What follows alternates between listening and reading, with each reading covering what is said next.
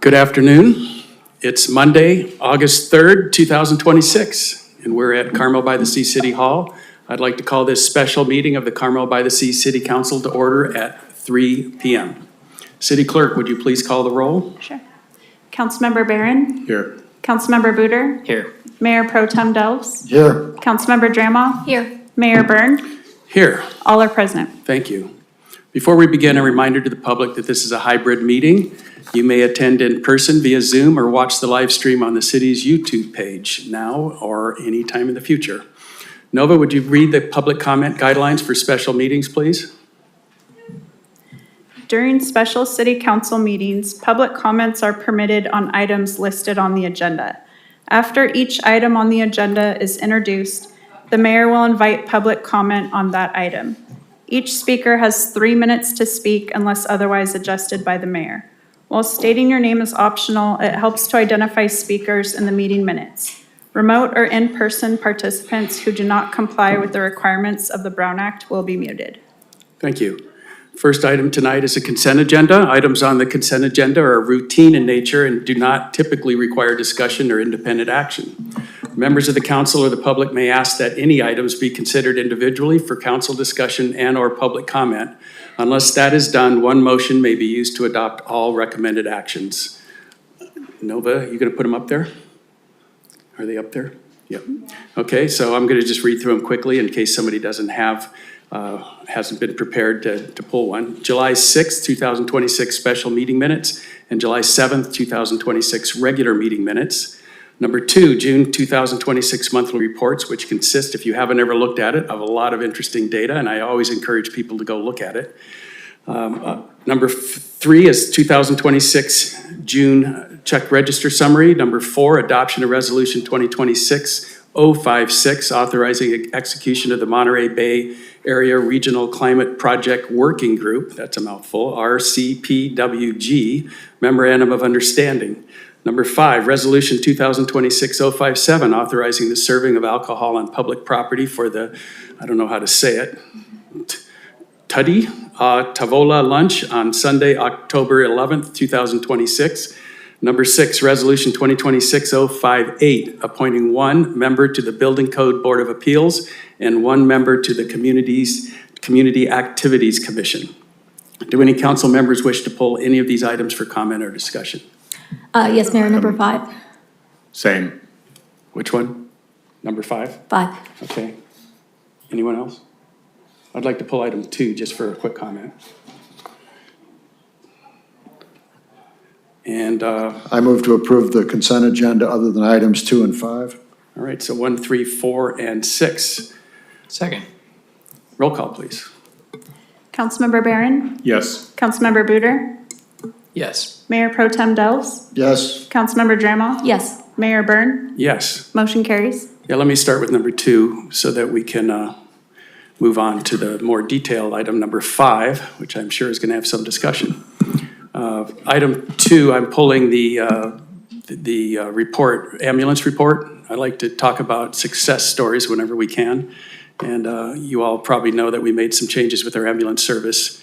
And I'm happy to say that this month there were 82 ambulance calls locally here, and 100% of the Code 3 calls were under the standard of 5 minutes. And in fact, the average was just over 3 minutes. And that's pretty incredible. I think that deserves a round of applause even. So another item related to that is we've been having a lot of outside responses, and we negotiated with AMR to be compensated for those. I noticed, and I'm not going to ask for an explanation of this, but we might want to look at it, that the number of outside calls have dropped considerably down to only 14 this month, which I was sort of predicting. So they've probably got an ambulance driver and are taking care of it themselves, but that also could be why our service level was so high. So it's all interrelated, and congratulations again. All right, so let's move on to item number 5. We'll hold approval of that till we get through with number 5, see how that goes. Who, you want to talk? Sure. Okay. Thank you, Mayor. So the reason I'm pulling this is it seems that lately there's more of these events where we're closing city streets and serving alcohol in the city streets. So I just don't know if we as a council may want to have a future discussion, if we want to craft a policy or specific number of times a year that we can do this. Because I know, for example, the Visit Carmel has the June dining events where they close down part of Dolores Street. And now this event is coming up that'll close part of 6th Avenue. And so it appears to be happening more often. So if we could have a future discussion on that. All right, Jeff? Thank you. As you all know, I've made comments a number of times about the number of events downtown and specifically the number of events that serve alcohol. I've expressed concern, and so I will not be supporting this application. All right, anybody else have something to say about it? Hans? Bob? All right, we'll go up for public comment. Anybody in the public like to talk about this? Nancy Toomey? Nancy Toomey? Maybe Nancy Toomey. Nancy Toomey, there we go, third time.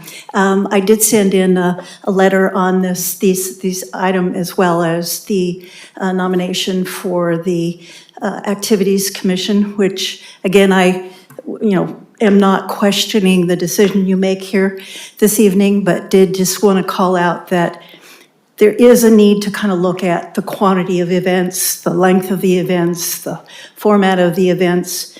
We don't necessarily, in my humble opinion, personally only, we might have too much. And we need to decide where parameters need to be set to pull them into alignment with what works, with not only keeping our city alive and thriving with visitors. We like visitors. We like them to enjoy our town, or at least many of us do. They bring great diversity in all sorts of aspects to the table. And again, I love the energy that comes with the events in town, but we need downtime as well in the mix of what we do and how we do it. So just want that to be a consideration for the long haul. Thanks. Thank you, Nancy. Anybody else? Anybody on Zoom? We've got one hand up. Rich Pepe. Go ahead, Rich, or Pepe.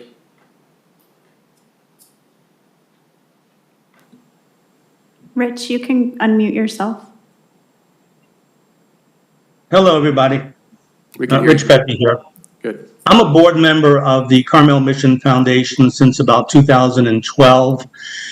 And we've raised about over $15 million for the preservation and restoration of the Carmel Mission Basilica and campus. And we've been a little bit quiet lately the last few years. And we want to relaunch building our awareness and our fundraising efforts. And the mission has some very important projects coming up. Lisa, our director at the Mission Foundation, submitted a letter to you. And my involvement in this is to facilitate this lunch. We're going to cater it from the Vesuvio restaurant right next to it, obviously. That's why we chose this location. We want to, Jeff, it's not a wine drinking event. It's a Italian family style lunch. And yes, some people might drink some wine. It's not that kind of drinking event. We hope people will come out and support the Mission Foundation. It's going to be quite benign. What can I say? Past formations of councils have supported outdoor events on public property. It's a little bit out of the box, I would say. I don't think it fits in Devendorf Park. It's an event that's just one afternoon, one time. I'm not going to come back and ask you to do it again. I don't think it will encourage other people to do something like this, but I really would hope that you would support, this endeavor. The Carmel Mission is on your letterhead. It's on probably your business cards. It's a really important asset that we have that needs the preservation. So I really wish you, and if you have any questions for me, please feel free, but I really would appreciate your support on this. Thank you. Yeah, thank you, Rich, for your dedication to the Mission Foundation. So I had Marissa come up to the podium here. It sounds like there are a couple issues that have been brought up. One is just the having events with alcohol served, which is why we're here talking about it. And the other thing is just the number of events that we're having that are closing down city streets, given that we already have congestion problems downtown. So it sounds like at least two of us, and I imagine I certainly would go for it, to have a more serious discussion about this. Maybe we take it to the Community Activities Commission, but I'm asking for your advice since you're the Community Activities Director at this point. Mayor, can you tell me specifically what the question is? The question What's the is, trade-off? how do you think this should be handled? We can vote on this particular one, but it sounds like there's a broader issue that's been brought up. Yeah. And I'm not sure how much we can discuss that, but I guess I would just suggest that we look at the Community Activities Commission to lead a discussion on this, and we can give our comments. through We could that. put something on the Community Activities Commission agenda to maybe have a conversation about it. Okay, And come back to council with a recommendation if that's what you're asking. okay, is that what you were looking for, Alissandra? I think that would be helpful, sure. Okay, all right, thank you. All right, so thank you, and we'll continue the discussion about this. Anybody have any other further ideas about this in terms of approving or not approving this number 5? I mean, I'll make a motion to approve it in a minute. I'm just with Alissandra. I don't even know if there's too many or not enough, frankly, and I do think it's a good idea for the newly reformed Community Activities Commission to perhaps have a standard for that. For the next 2 years, while Ulrica Plaza is under construction and essentially already impacting our downtown significantly, and there's nothing you can really do about that.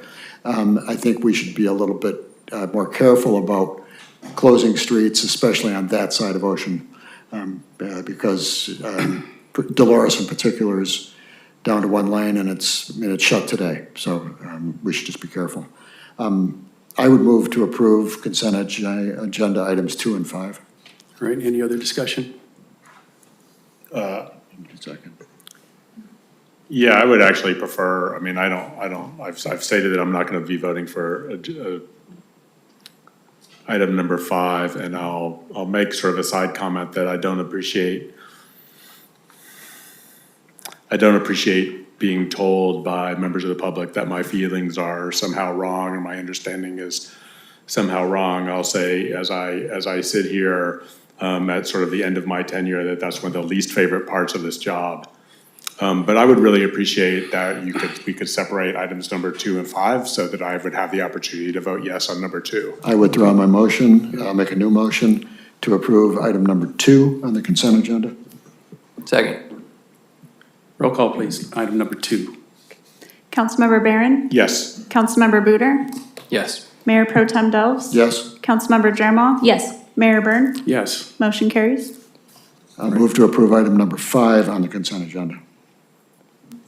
Second. Roll call, please. Councilmember Byrne? No. Councilmember Booter? Yes. Mayor Pro Tem Delves? Yes. Councilmember Dramov? Yes. Mayor Byrne? Yes. Motion carries 4-1. Thank you. And thank you, Jeff, for clarifying that, how we're going to vote there. Appreciate that. All right. Moving on to orders of business, and we have 4 of them today. Number 7 is a report out, Carmel-by-the-Sea evacuation drill after action report. I'm going to turn this over to Brandon initially, and then it's going to go to the chief, I believe. Thank you, Mayor. We are excited for a report out from Chief Trayer on the fabulous evacuation that we did a few months ago. But before that happens, he doesn't know about this, but I'm going to invite Evan Snyder from District 5 Supervisor Kate Daniels' office up to present the chief with a proclamation from the supervisor's office. So Chief, if you would come up to the podium, please, and get embarrassed, I would appreciate that. Hello. Thank you. Nice to meet you. Yeah, of course. Yeah. So I just wanted to say some words from the supervisor here. My name's Evan. I'm Kate's assistant. Very lucky to be working with her. She's a great boss. Just want to say that. Just wanted to say a few words for Chief Trayer here. On behalf of Kate Daniels, it's my privilege to present this proclamation honoring Chief Todd Traer for his outstanding leadership and dedication to public safety. Chief Traer's leadership during Carmel-by-the-Sea's recent evacuation exercise demonstrated the importance of preparation, collaboration, and community partnership. His commitment to keeping residents safe is deeply appreciated and serves as an example for all of Monterey County. Chief Traer, thank you for your service and congratulations on this well-deserved recognition. On behalf of Supervisor Daniels, we are honored to present you with this proclamation. Yeah. Thank you. Great answer.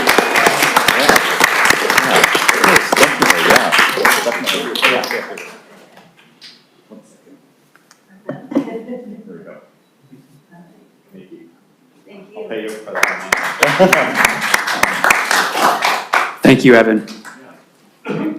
All right, Chief, now you can give your presentation. Okay, thank you. I think we can just end on that note. I'd be all right with that. I'm kidding. Well, good afternoon, Mayor Byrne and council and the community. Thank you all for being here. I'm Chief Traer, if you didn't hear, and I'll quickly go over the evacuation drill after action report. And there should be some slides. Slides or video? There's a slide deck. There's a slide deck and Yeah. a video. Do you want to do the video while I? Yeah, we could do that. Is that all right, Brandon? You all right? Okay. It'll take some of the sting out of it, but I think you'll appreciate it. So we created a video. My friend Amir created a few-minute video that kind of memorializes what happened. And maybe it's a great way to start this presentation because if you didn't get to participate, you'll kind of get to see the group and who helped make this happen in Carmel. So we'll start with that. After nearly 8 months of planning, training, and collaboration, the city of Carmel-by-the-Sea accomplished something truly remarkable. We voluntarily evacuated our Carmel-by-the-Sea community. Welcome, I'm Todd Traer. I'm the Chief of Police for the city of Carmel-by-the-Sea. Now, this exercise was more than just a test or a drill. It was a demonstration of our preparedness, our partnerships, and our shared commitment as a city to protect the people who live, work, and visit our community.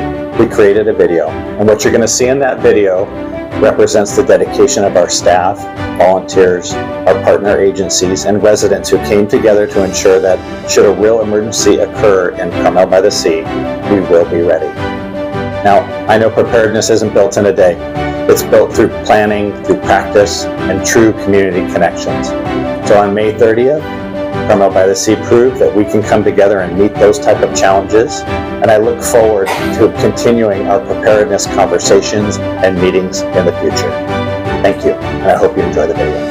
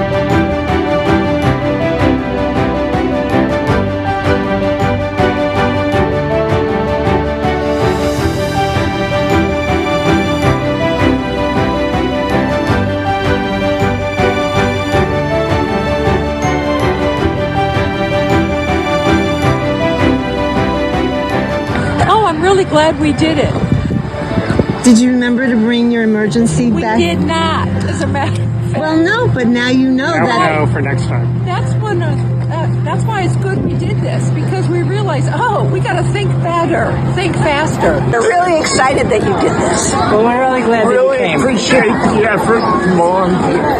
Thank you so much for helping. I do want to take a moment to send a special thank you to our city council members, which includes today Mayor Byrne, Councilmember Booter, Byrne, Dramov, and Delves. Thank you for your support. I know you sat and listened to me kind of go through what this would be like. Without your support, this wouldn't have been the same evacuation drill. And a special thank you to City Administrator Brandon Swanson and Assistant City Administrator Marissa Bermudez, because not only did you attend so many of the meetings related to the planning for this event, but you supported it both financially and you were by my side during the actual evacuation drill. And I always appreciate the support I get from the two of you.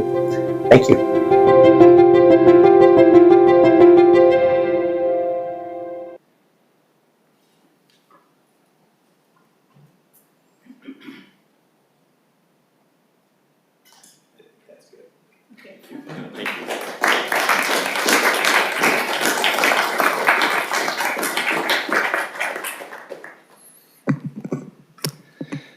All right.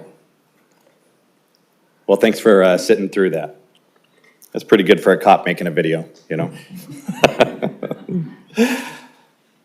Well, as you saw on May 30th, while the slides get pulled up, our police department, in partnership with 22 different law enforcement, fire, and safety allied community stakeholders, participated in a large-scale evacuation drill. Thank you, Nova.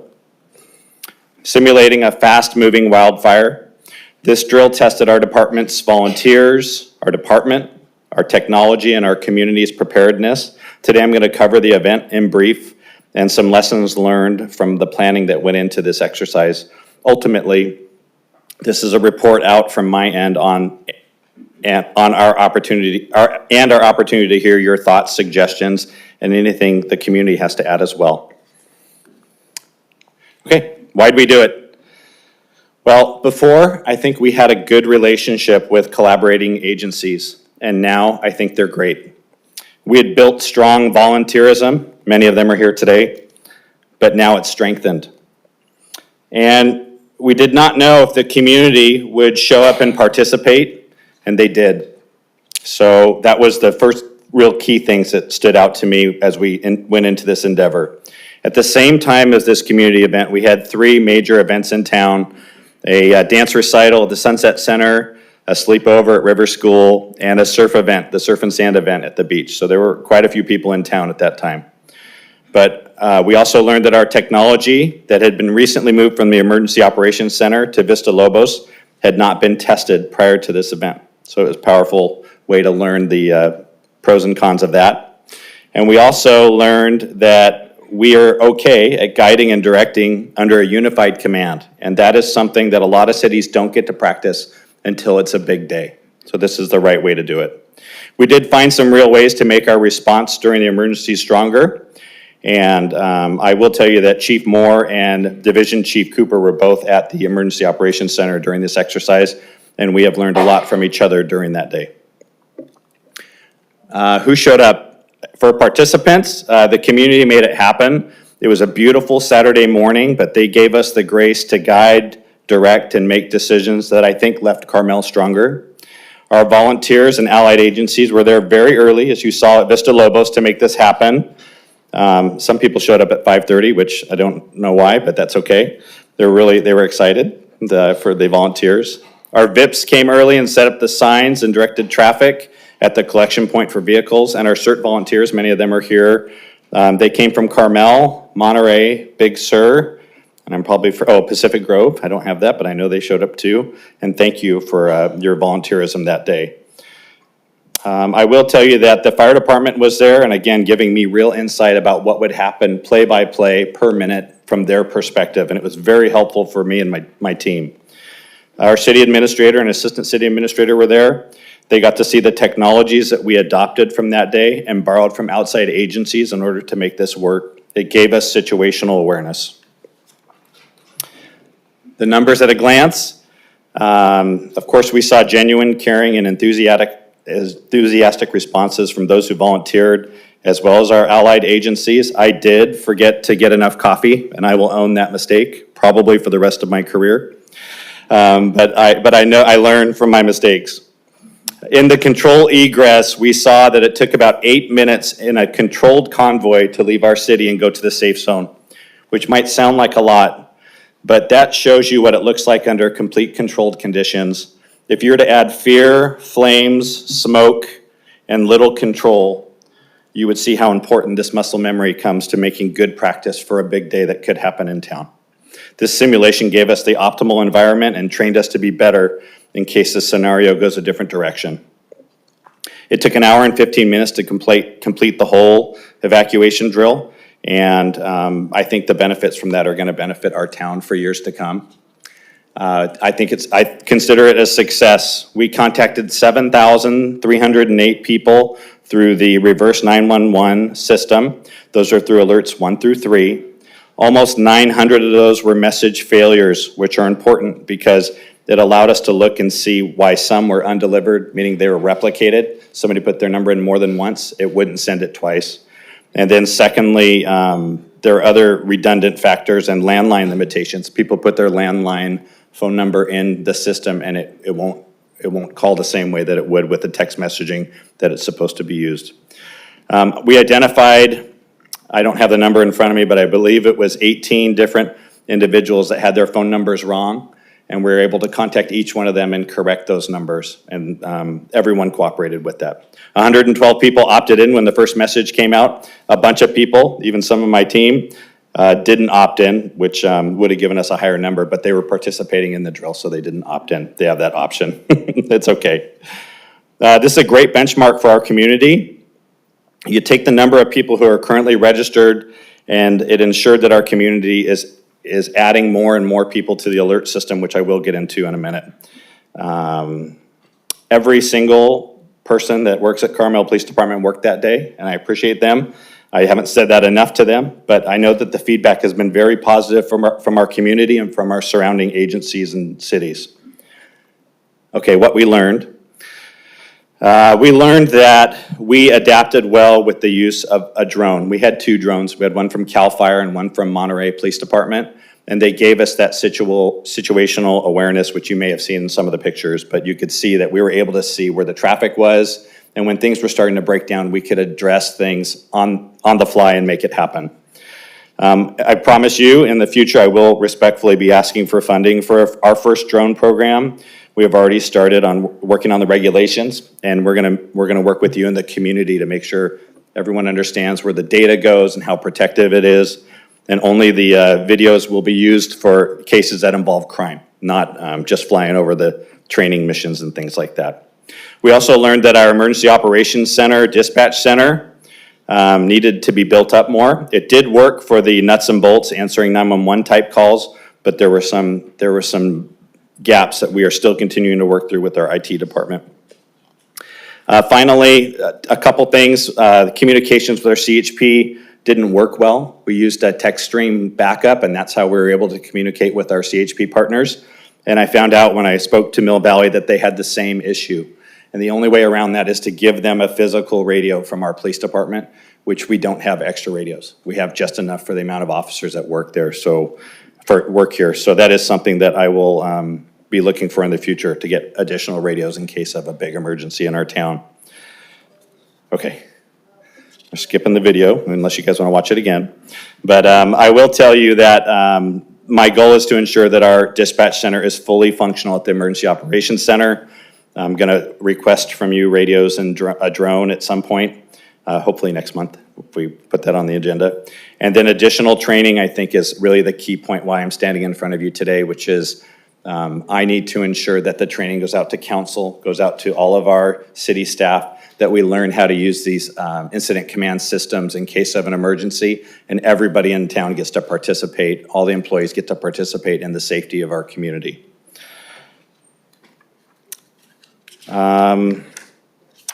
Now is when I show the 6-minute video, which I'm not gonna do to you all again, but I will tell you that the feedback was very positive. I put some of the feedback in in the after-action report. It was positive. There were some people that wanted me to use the siren because that's what their expectation was.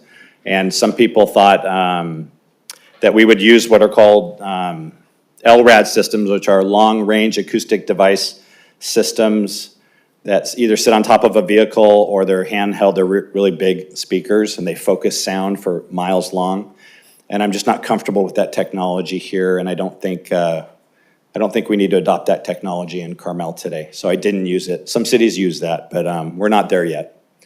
That's kind of the nuts and bolts of the after-action drill, and I'd love to hear your feedback and get your, I know that some of you were able to participate, get your feedback as well. Thank you. Thank you. Great job. Any questions from the council? Yes, sir. Yeah, so on the 896 failures out of, I guess, 7,000, it sounds like some of them were landlines. It sounds like you said there were 18 that you guys followed up with, and it was the wrong number, I guess. But the ones where somebody has a landline in there, maybe you've already done this, but is there any plan to try to follow up with those people to say, hey, you think you're in the system, but you're actually not, you need to put a cell phone in? Yeah, there is a methodology to that. I haven't had the time to do that with them through DEM, Department of Emergency Management, but it's important to me. That's I was able to follow up on the cell phones because most people use their cell phones, but not everyone in town does. They do have, a lot of people have landlines still here in town. So that is part of the plan, is to follow up on that. I don't think that's captured in my report, but it is on my focus plan. Great, thank you. Go ahead. Chief, great job. Thank you. So, again, how many, I assume the most important thing for you is that if you could get to 100% of our residents, that you can communicate in real time with them. How far are we in that? What percentage? And how can we get to 100 and how can we help you? Thank you. Yeah, I think part of my after-action report is the endeavor to have an annual communication with our community, which we don't do now, but to use the reverse 911 system every year, whether we do it in April, right before fire season, or September, which is Safety Awareness Month, I believe is what they call it. One of those two timeframes would be a great time for us to continue with the outreach. We continue to do our outreach through Carmel Prepares, but to really test it and make that really part of our culture in Carmel, to where it's not annoying, where you're getting a million texts from the city all the time, just for the important things and one time to make sure that your alert is working. So that, the percentage-wise, like when I look at the FEMA numbers of what a successful evacuation drill is, we are in a top tier for just the amount of people that responded, which surprised me. I thought it would be 20% of a community, but it's not. It's a very small number compared to what we have in our town of people who actually live here. So I'm okay with that number. I'd love to see it increase for the next one when we do it in 5 years. But I would like to change how we do the evacuation drill in 5 years, which is a little tangent from what you're saying, sir. But I think I don't have a perfect number of how to get that number up, other than we have our baseline number of, I always round up to 2,000 people who are living here, and maybe I'm off on that, but somewhere close to that. And then just continue to work toward that number. If I could get 100%, like you said, that would be beautiful and great. And then have a way to test that every year with our alert system. Thanks. Thank you, Mayor. Thank you, Chief, for your presentation. I've got two questions that just came about through the discussion that we're having right now. So one is just to clarify, because we do have some seniors that do not use cell phone technology. So is there still a way that we can contact them in the case of an emergency? Yeah, I have my Carmel Safety Alliance program, which still has people on that list. And those people have been contacted who are still in town. The number is not as many people. It used to be about 8, and now it's down to about 4 people, 4.5, because one is moving. But those folks, I still have regular contact in with them. They only have landlines, and one of them has cell phone.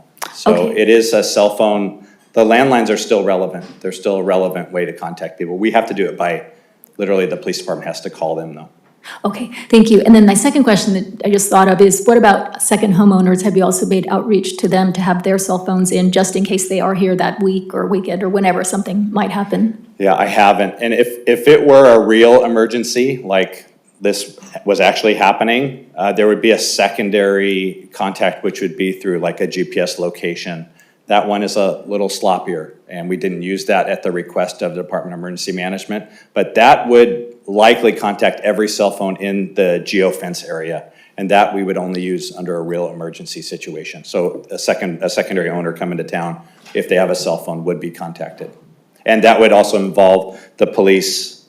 Let's say it's a tsunami alert, driving down Scenic, knocking on doors with our CERT and our VIPS team, and notifying people in person with loudspeakers and things like that, if we have the time. Okay, that's good to know. Thank you. Sure. I have a question. Jeff, do you have one first? Radios, like how much are you talking? I would like to get 4 additional radios. How So much they is are about 17,000 each, which I know sounds crazy, but these are multi-band radios that work with everyone in the peninsula. That's what we use right now. We use those right now. So you probably have to come to us to get that approved. Yeah.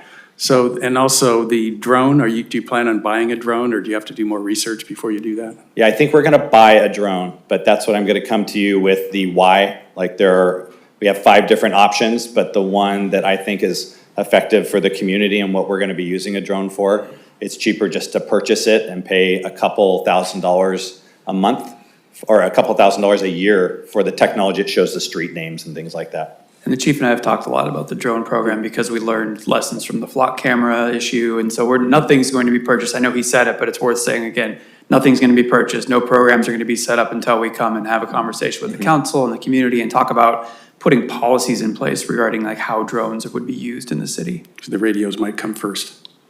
I was in my car on Ocean Avenue heading east in a convoy.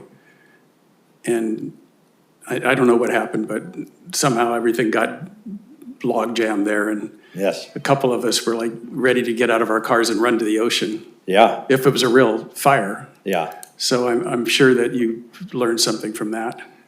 Yeah, I I don't think I kind of made that happen, to be honest with you. I think I purposefully had things happen like that because evacuations are frustrating.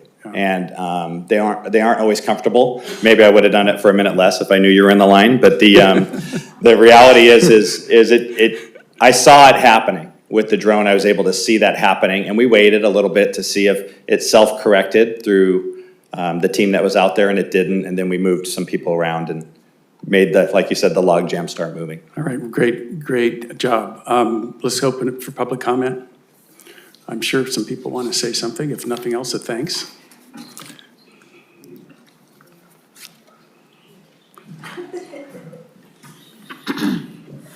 Nancy Toomey definitely was in the caravan that went out to middle school, and it was just exceptional, and I know there were hiccups and learnings, but thanks to everyone that participated. I know it just wasn't Chief Todd, but a cast of thousands, and it was a good learning experience. And then what Todd, I did mention is the gathering that happened at Devendorf afterwards also allowed the community to interact and to talk more with the different emergency service providers, which was exceptional. I mean, you didn't need to do that because we were already, those of us in the caravan or the bus were already mingling at middle school. But I think that activity at Devendorf afterwards was a real icing on the cake and worth every effort that was put into making that happen as well. So thank you.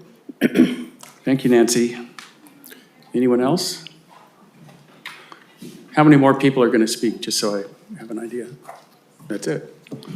Hello, everyone. I'm Lee Whitney. I'm used to speaking in City Council in Monterey. I'm formerly retired from Carmel PD volunteer group, and I'm from Monterey CERT, and I participated in this. Yeah, there's some stuff that went wrong, and there's a lot of stuff that did good.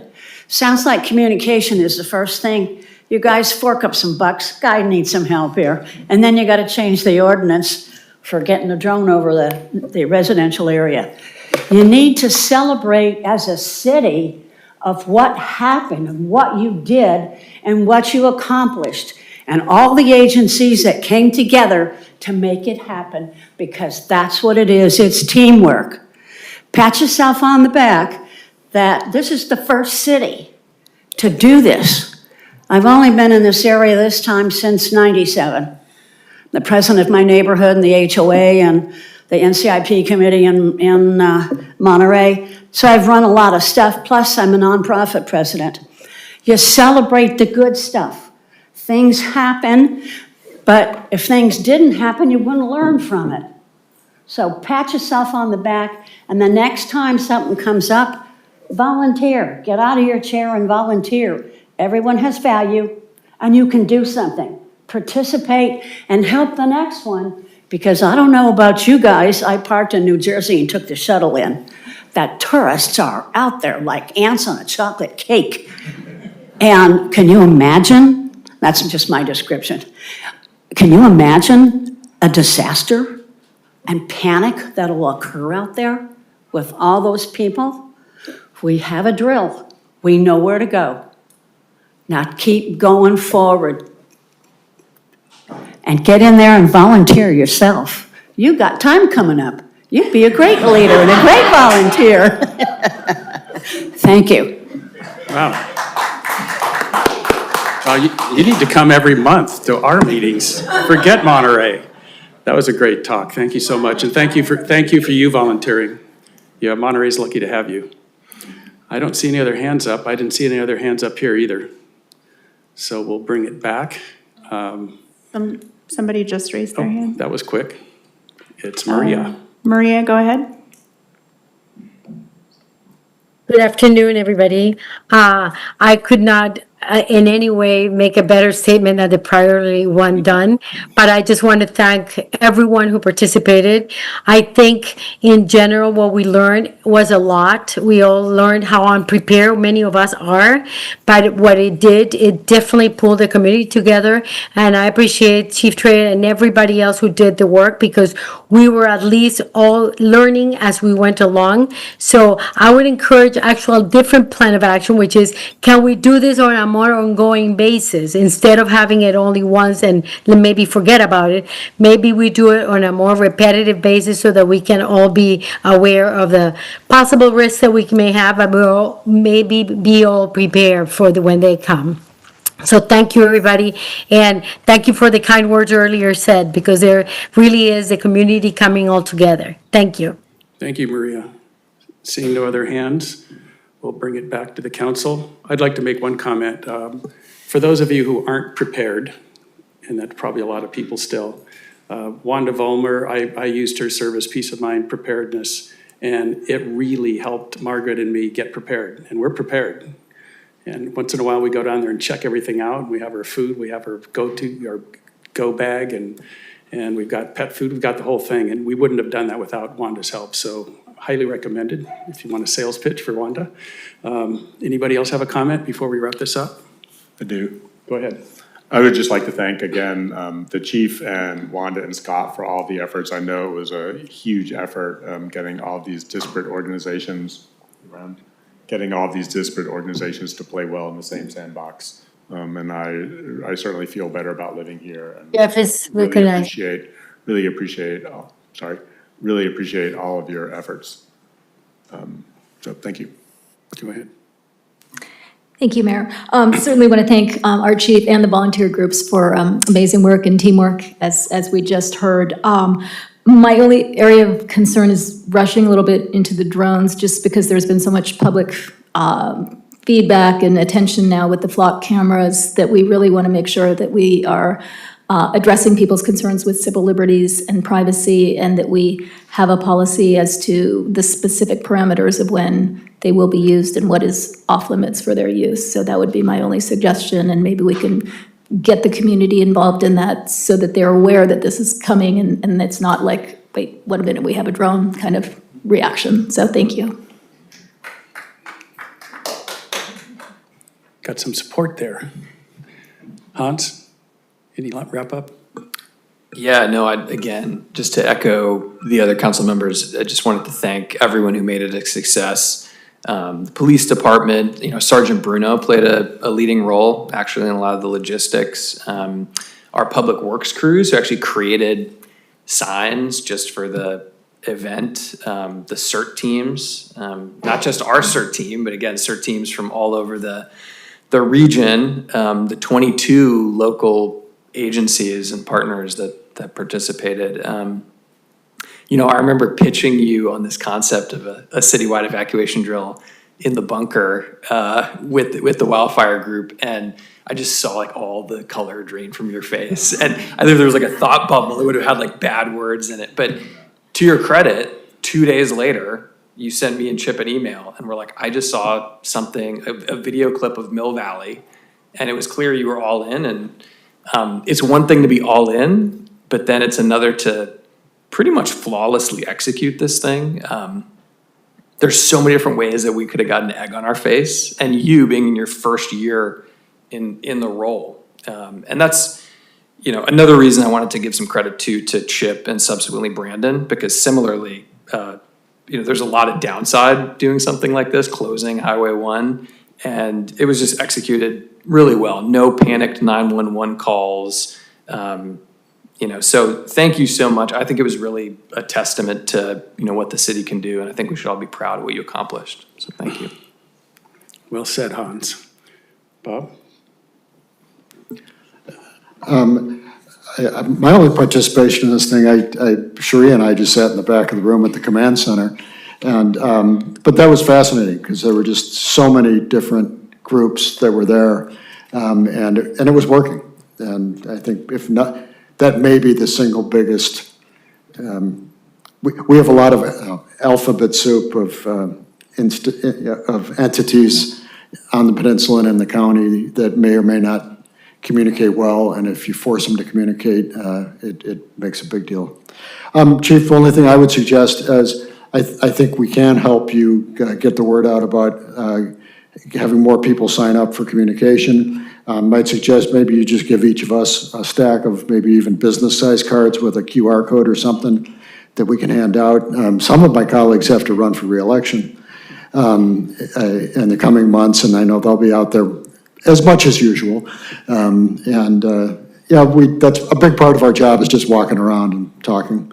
And it's easy to hand those out. And you'd be surprised how many we would hand out over the course of a week or two.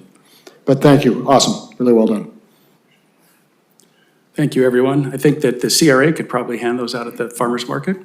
You've got a lot of folks that you can contact, so everybody's going to help. Thank you, Chief. That was a wonderful presentation. Thank you, everybody that participated, and looking forward to it in 5 years. We've got to wait 5 years before that happens. I'm going to be old then. All right. Thank you, everybody. We're going to move on to an exciting number 8 item. Request from Pacific Repertory Theater for waiver of $196,648.71 in building permit fees associated with the Golden Bough Theater renovation project. We've got a staff report from Brandon. Are you going to do this? I'll just do. I don't have a PowerPoint for you, just a brief chat, and then I'm sure that the applicant wishes to come up and say a few words. As you mentioned, Mayor, we received a request for a roughly $200,000 waiver of fees related to a building permit.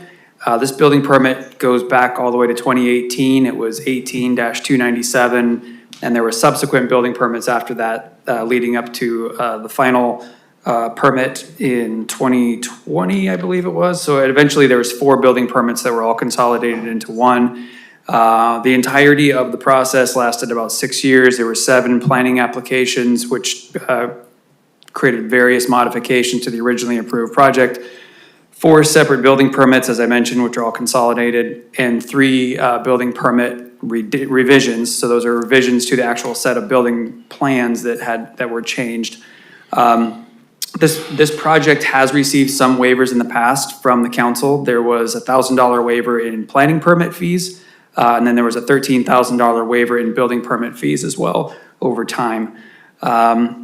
Just sort of an educational piece, we do what's considered a valuation approach to our building permit fees. Those fees, that structure have been in place since 2019. They have not changed, they have not increased since 2019.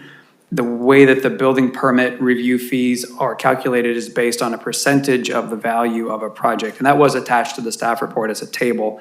When that was adopted, there was a fee study that was conducted prior to that. The concept, the notion behind this valuation approach, which many agencies do, this is not unique to Carmel-by-the-Sea. It's actually one of the recommended approaches by the International Code Council, or ICC. The concept behind it is that a $50 million commercial project is going to take more staff time, more resources, more review than a $50,000 kitchen renovation. So the idea is, as the value of the project goes up, it becomes more complicated to review. You have more systems and things like that. For this project specifically, over the course of it, we had over 100 individual inspections that took place. Those are logged inspections within our iWork system. Those do not take account for all the consultations and site visits we did as courtesies. I know I myself have been out there several times. Other staff members who spent time out there were Sullivan, who's in the audience today, myself, as I mentioned, Evan, the planner, Dwayne, obviously, as our building inspector, and Jermel. So there was quite a number of staff hours put into this. Roughly $18,000 also in outside plan review over the time. These are our outside agencies that review plans for us that are too technical for us to do. And hundreds of documents that were reviewed by staff. Those are all in iWork as well, ranging from very simple documents to technical documents about rebar installations, shoring, all those kind of things.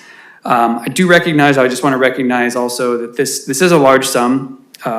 I don't want to take that away from the request at all. $200,000 is nothing to sneeze at. However, it is worth noting that the project, when initially proposed, was about a $2.5 million valuation. And by the time it was all done, after all those iterations that I mentioned at the top of my discussion, it ended up being about a $14 million project. So we do believe that the fees are fair and don't probably even fully capture all the time that was spent by this. However, the fees were applied per how they were adopted per the code. So we've done our part. Now it's up to council. This is a legislative decision. As I said in the staff report, you have legislative discretion because the fees are adopted by resolution. So you as the council have the policy option to waive any or all of these fees that you wish. And that is the end of my presentation, but I'm happy to answer any questions if you'd like before you hear from the applicant. Anybody have any questions? Would you like to hear from the applicant first? But you can ask questions now if you like. Yeah, I have a couple questions. Go ahead. Brandon, I think you may have just alluded to it, but do you believe that the cost to the city in terms of staff time, plus any third parties, do you believe that was wound up being less than 196,000, roughly equal to, or greater? I think it was greater.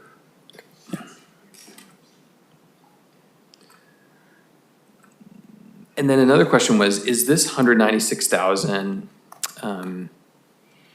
when we think about service fee revenue for budget purposes, as I recall, we basically take last year and we do an inflation factor. So is it fair to say that this 196,000, this specific 196,000 is not sort of specifically budgeted? That's right. It was let me think about that. The budget number is a projection, and so the year that we would have received this, we would have projected based knowing on the fact that we had a large project going on. Yeah, so we would have included it in our budget at some level. We don't know so the issue is we don't know what the actual fees are until the very end of the project because it's based on valuation. So, the project started out, they thought it was going to be a $2.5 million project. 6 years go by, and we end up with a $14 million project. So you can see how it would be difficult to peg down exactly how much revenue we would project from it, but we know it's a large project, so we do factor that in from year to year. If we know large projects are coming, for example, Eureka Plaza, JP Pass Store, things like that, we take that into our calculation when we project future years' building permit fees. Thanks. Go ahead. Brandon, in reading the applicant's letter, and I'm sure we're going to hear from the applicant, so I'll ask the same question, but there was a suggestion that assurances were made by the city as to, future waiving of fees. Do you have any knowledge of that, or is there any evidence in the documents of that? I don't have any personal knowledge of that. I didn't find any evidence of that, but certainly the applicant should speak to that. Okay, thanks. Jeff? Alissandra? I just have one question.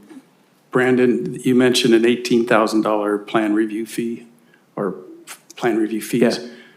Those weren't paid as you went, so we're still out of pocket, those $18,000 in fees or whatever they are? That's right. So the way that it typically works, so there was a point in time when we used to send more projects to a third-party reviewer. For a while, it was a company called CSG, and then we switched to a company called Four Leaf. The agreements with those companies are a certain percentage of the building plan check fees is what they get as a fee. So like 60%, 70%, and then the city keeps the rest as a fee. So one of the reasons we tried to not use those companies as much because we're essentially giving away revenue. So on this project, there were a couple elements of it. That 18,000 actually represents, because this project spans 6 years, this project actually represents 16,000 for CSG when they were our third party, and about 2,000 for Four Leaf when they became our. So it's over the whole period of time when there was technical aspects that we don't have the internal capabilities of doing. But reviewing plans. Are those the only hard costs that we're out of pocket in terms of this project, other than salaries and general? Yes. Okay. Yes. Yeah. All right, that's good to know. All right, Stephen. Can I ask a quick follow-up on that? Go ahead. Did you get a tally of like city attorney costs or attorney fees? I did not get any tally of that, sorry. Yeah, so I just can, in my head, those just are part of the staff costs, but obviously we're paying an outside invoice for those, so you're right. But there are those costs. There are certainly attorney costs. And I've yeah. seen the invoices, so it's Yeah. not Yeah. insignificant. Okay. Stephen, you want to come up now? Stephen's the applicant from PAC-REP. I'm Stephen Moore, Executive Director and founder of Pacific Repertory Theater. Thank you for allowing me to speak today. Members of the City Council, Mr. Mayor, and City Administration that's here. First, I'd like to thank City staff for the incredible amount of work they invested in the project over those 6 years. I sincerely appreciate the professionalism they brought to the entire experience, so thank you. I also appreciate the staff report before you today, and in many respects, I agree with it. Staff has accurately explained how permit fees are calculated. We're not suggesting otherwise. The question before you tonight is not whether the fees were calculated correctly. The question before you is whether applying that formula without adjustment produces a fair result under extraordinary circumstances. When the project began, the Golden Bough renovation, as you heard, was valued at under $3 million.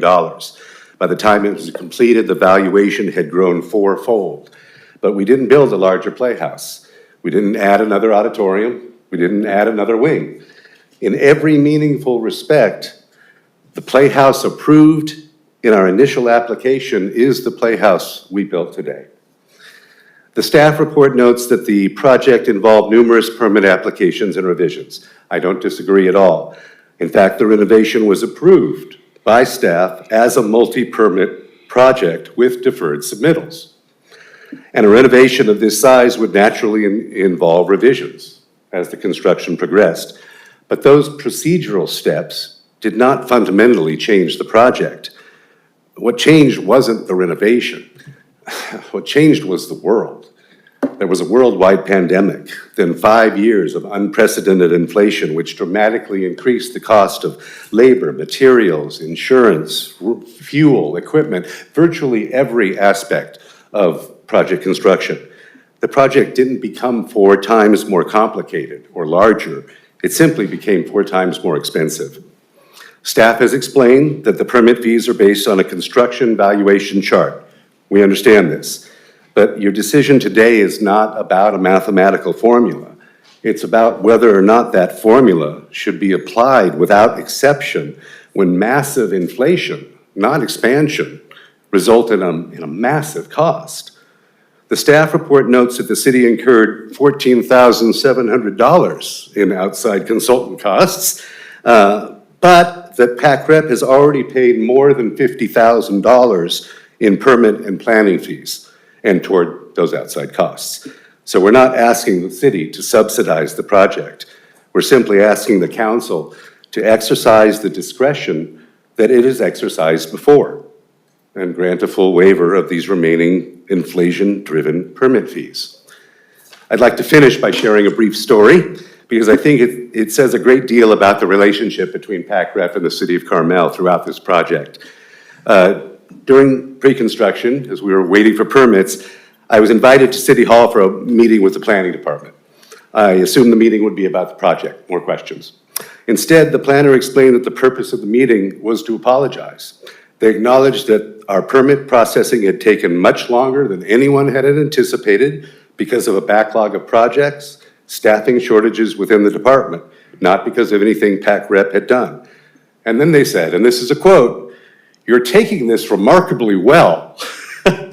And it's true. I think that says something really important about our relationship. Throughout this 6-year project, there was never an us versus them. There was simply people on both sides just trying to navigate a crazy situation. COVID affected everyone. Construction inflation affected everyone. Staff shortages affected everyone. But in the end, PACREP absorbed thousands of dollars in additional carrying costs without complaint because we understood those challenges faced by all of us. And we believe, and we still believe, that we're partners in this. We're partners. So with respect, we ask the council to recognize these extraordinary circumstances and bring this wonderful project across the finish line. Thank you. And I'm available for questions if you have any of me at this time or later. Thank you. We might want to wait. I think you've got some other speakers. Do you want to just do those as public comments? You have. Yeah. I was going to give you 10 minutes. You've got about 4.5 minutes, 5 minutes left. Can I withhold them until the end? Okay, all right, we'll give you that time later. you. All right, thanks. Do you have any, I guess we could ask him questions now? I'll just cut off his time at 5 minutes here. Do you want to ask him any questions now? You want to wait for public comment and then ask? I'll leave it up to you guys. Okay, let's take public comment. All right, public comments. How many people are going to talk?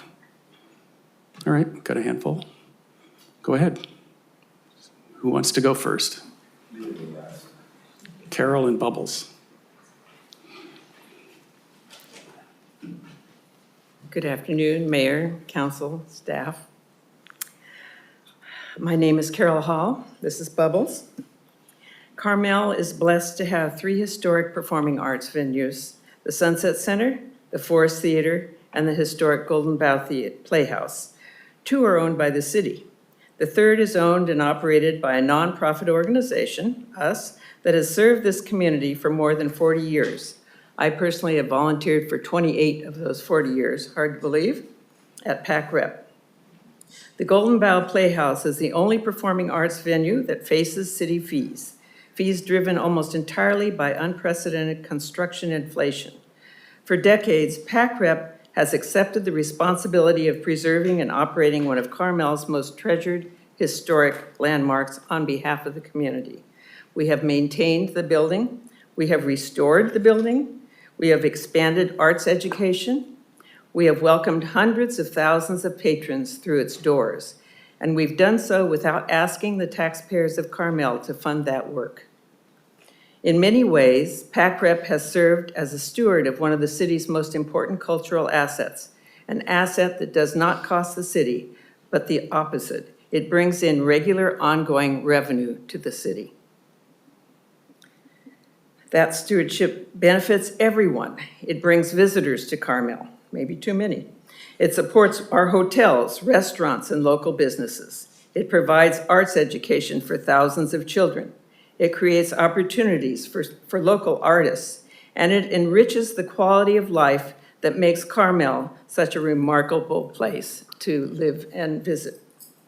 This isn't a request for special treatment. It's a request for equitable treatment. If the Golden Bough Playhouse were owned and operated by the city, these inflation-driven permit fees would not be an issue before you tonight. Previous councils recognized that the Golden Bough Playhouse deserved to be given dispensation because of the public benefit it provides. I respectfully ask this council to continue that tradition. Thank you very much. Thank you, Carol. Bill?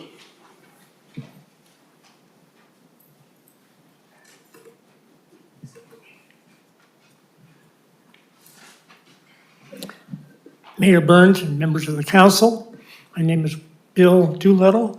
I happen to be on the board of PAC Rep, but I'm here simply to reaffirm some thoughts that Stephen Moore had regarding the project. This was certainly an example of unfortunate circumstances all coming together in a relatively short period of time. Over 6 years, the project itself didn't change that much, but the price of the project, construction costs and everything went way up. The city's charges are based more or less on the high end of those figures. And I'm simply here to say, asking the council to reconsider the charges in some fashion. And that would be appreciated, the consideration of that. Thank you. Thank you.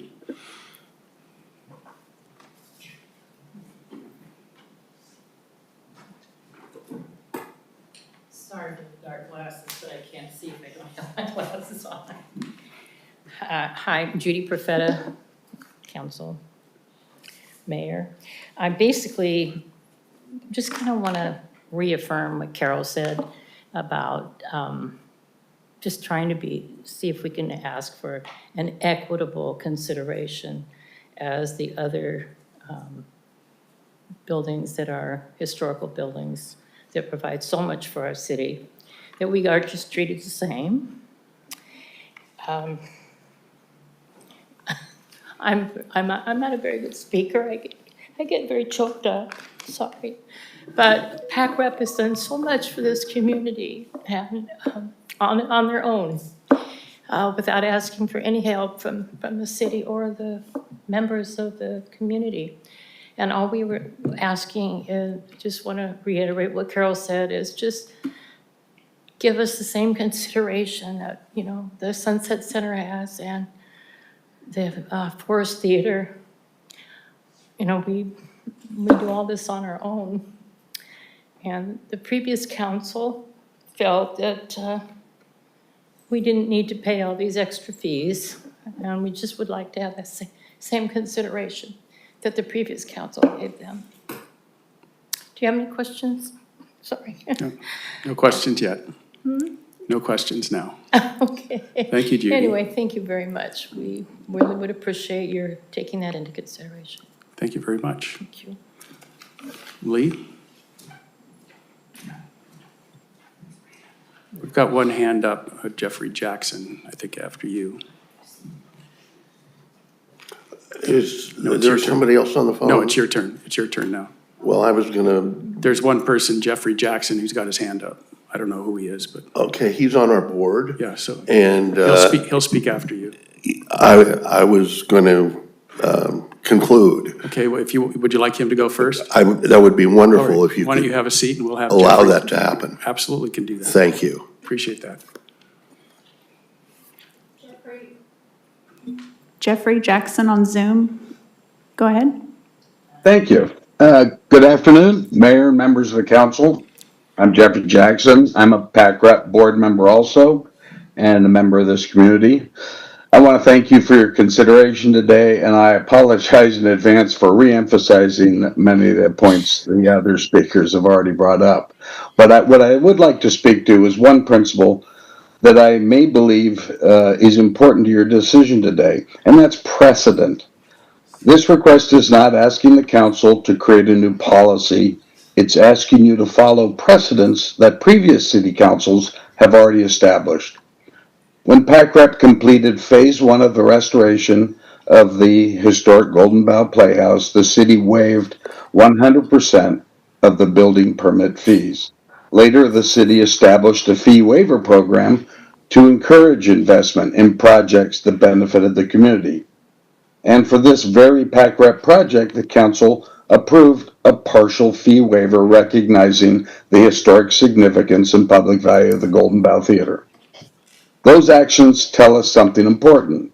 They demonstrate that previous councils understood the importance of treating the nonprofit Golden Bough Playhouse in a manner consistent with the city's own historic performing arts venues. They also recognize that the PAC Rep contributes far more than the production of theatrical performances. During previous council discussions, the mayor specifically spoke about the marketing, tourism, and economic value that PAC-REP brings to Carmel. For instance, after 10 o'clock curtain, most of our audiences from out of town don't drive home. They stay overnight in our hotels, they dine in our restaurants, and shop at our stores, all of which contributes to Carmel's economy. These are exactly the kind of visitors Carmel has always sought to attract. And if anything, those benefits have only grown.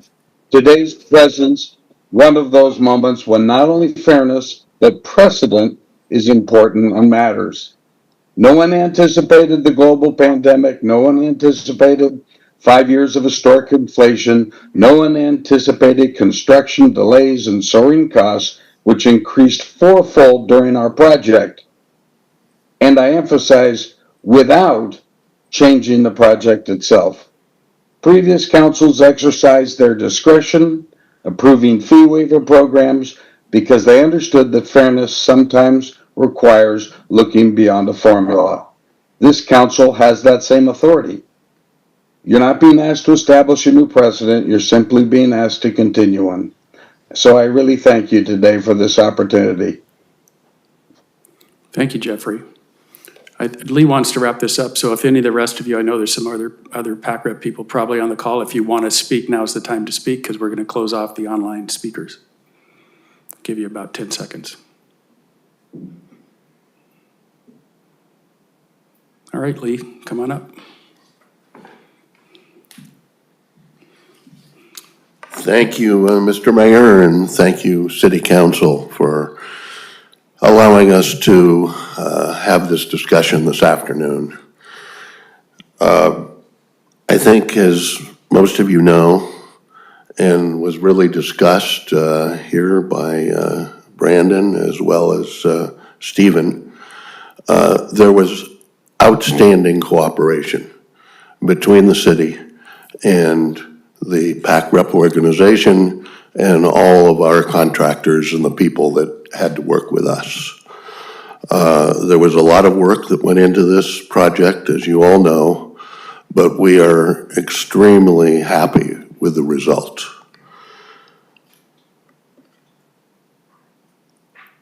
As the chair of the board of directors and president of the organization, it's really my responsibility to ensure that we have appropriate funding in place, and we did indeed have a huge capital campaign that was organized for this reconstruction of the theater, and I'm very pleased to tell you that we did indeed achieve what we needed, plus during this long period of the construction project, as we saw the additional costs that needed to go into the completion of the theater, we were able to continue our fundraising and actually achieve the ability to pay the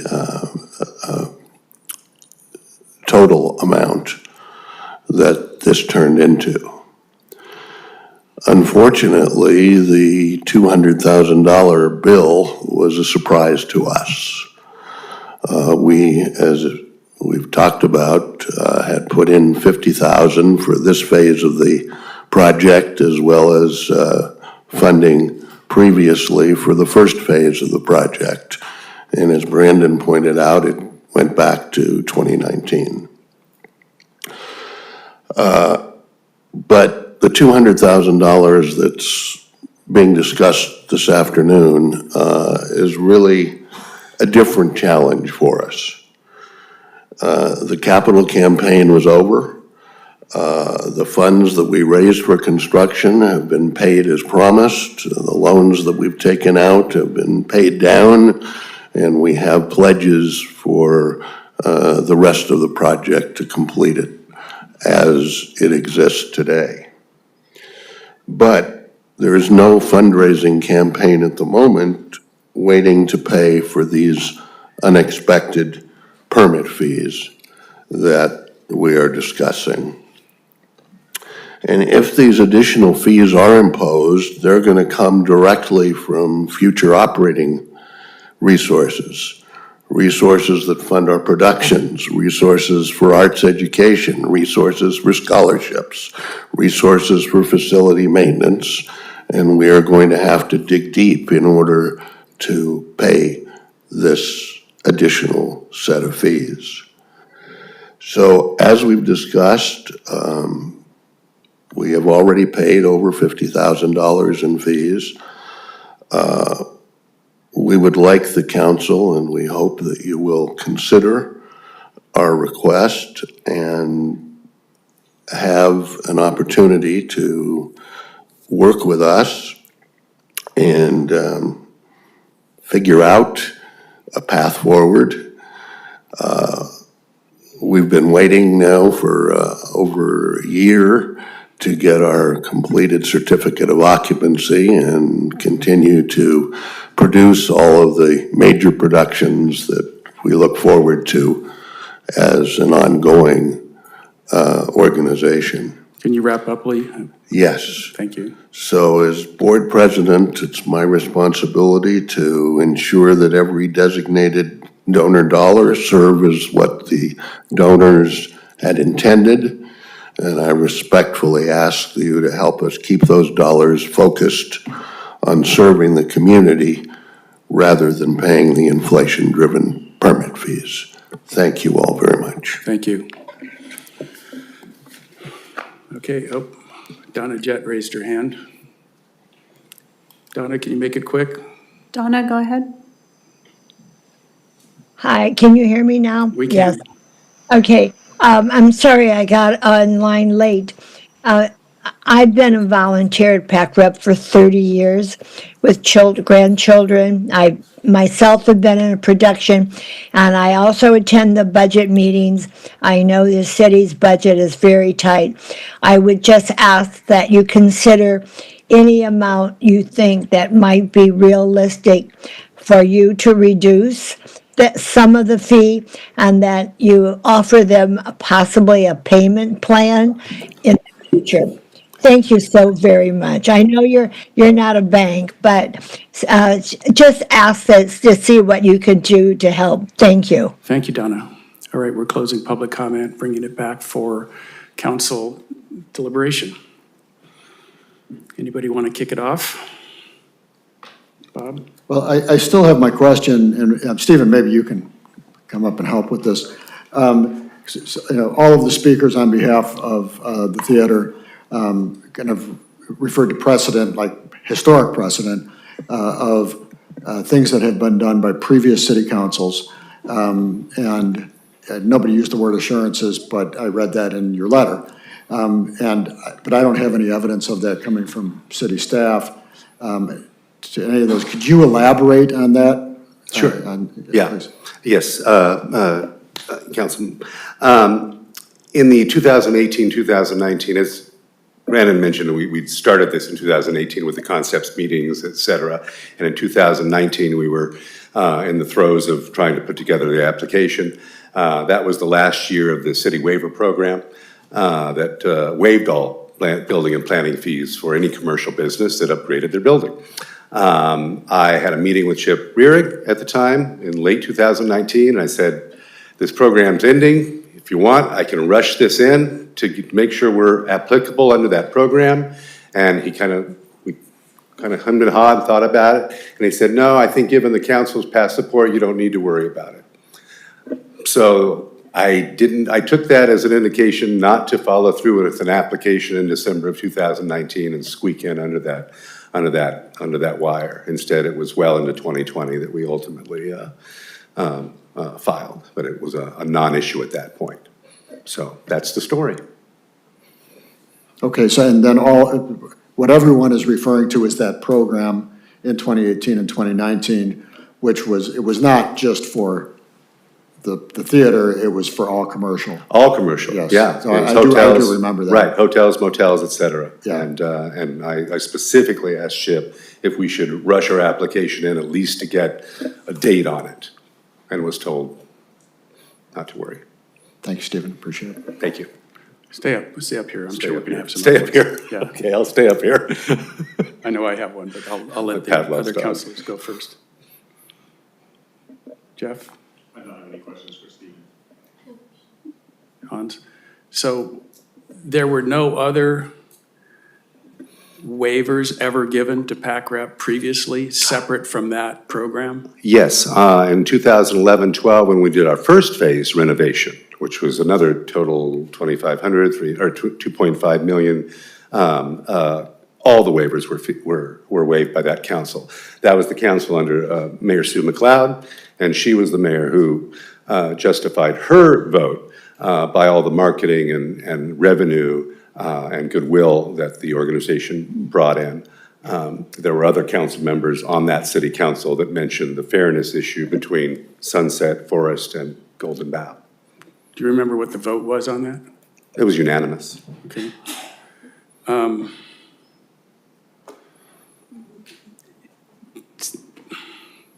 Somehow you paid, did you think that there wasn't going to be any fees related to it because of Chip's comment? I thought when we got to council that the council would follow previous councils and give us a full waiver. And instead, the previous council, not this council, decided on $13,000, I think was the amount, based on a percentage, if I recall correctly. And that was 13,000 off of what? Off of the, at that point, it would have been, well, we ended up paying 50, so it was a total of about 63,000, 66, a little over 60,000 at that point, and we paid our 50 plus. And So at that point, you knew you were going to pay fees. It wasn't part of the old program. oh, no, we had realized at that point that it wasn't the fee program, and unfortunately, I mean, that was a rough time for the city, admittedly, because it was COVID, and there was, To say the least. city had their own issues, and it was a revolving staff of every organization in town, including the city. It was a rough time for all of us. So the fees at that point were 63, and you requested some relief, and the council voted $13,000 reduction? Yes, we had there were two members of the council who wanted to give a much larger, if not full waiver, but there were three that did not. Okay, but you got 13. Yeah. And at that point, you're thinking, that's it, we're not going to get any more fees? Well, at that point, and admittedly, I will admit my own naivety here, I am not a builder. I do not sleep with a valuation chart underneath my pillow, so that was an issue that I did not know was coming. Okay, so this was a surprise? Yeah. Okay, those are my questions. All right. Thank you. Thank you.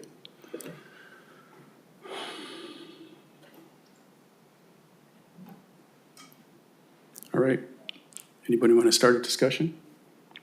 You're I- always good I at will. starting discussions. Go ahead. I will, just because I'm sort of the financial conscience sometimes. I don't mean that because we all share that role. I'm struggling, honestly, to get to yes on this. And I could go on about the quality of the building and the quality of the product that you put on and the quality of the contribution to our community and the appreciation for really the philanthropic giants that are in the audience. And I mean all those things, and I really could go on for a long time. But I won't, because the job before me is to decide whether to waive some or all of the fees that are due.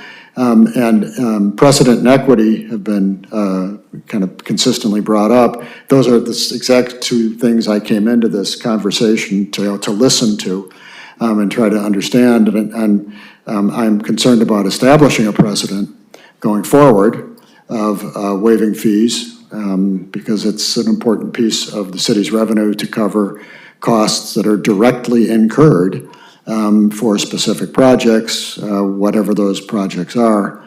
But also equity is, I was just sitting there thinking about it, in the same time frame, I can think of 6 projects, within 200 feet, 250 feet of my house. They were all residential projects that went through that same time frame. 2 of them historic.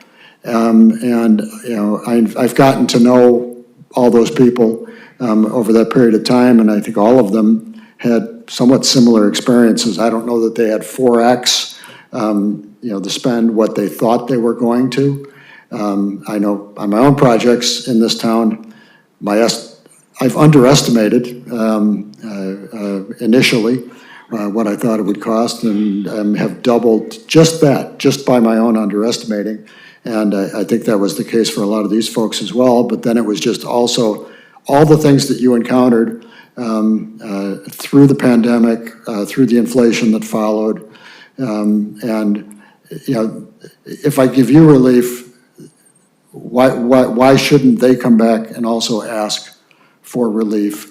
And there were many other larger projects that went on during that same time frame.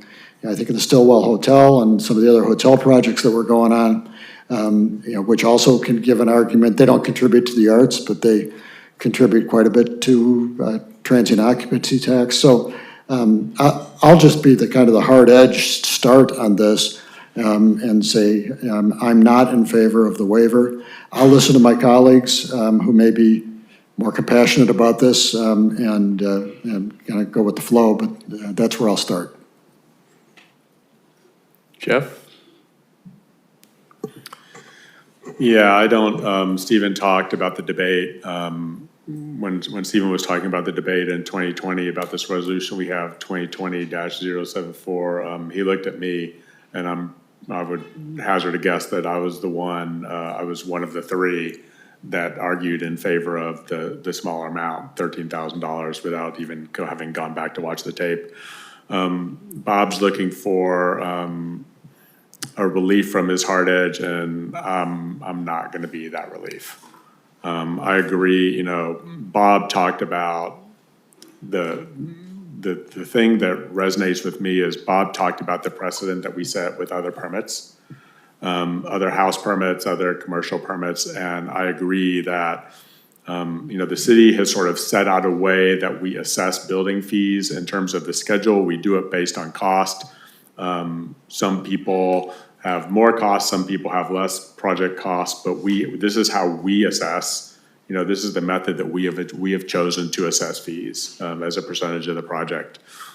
And I think that you know, those results, you know, are audited, and I think that that's the plan that we're on, and I think we should stay on the plan. I would comment I would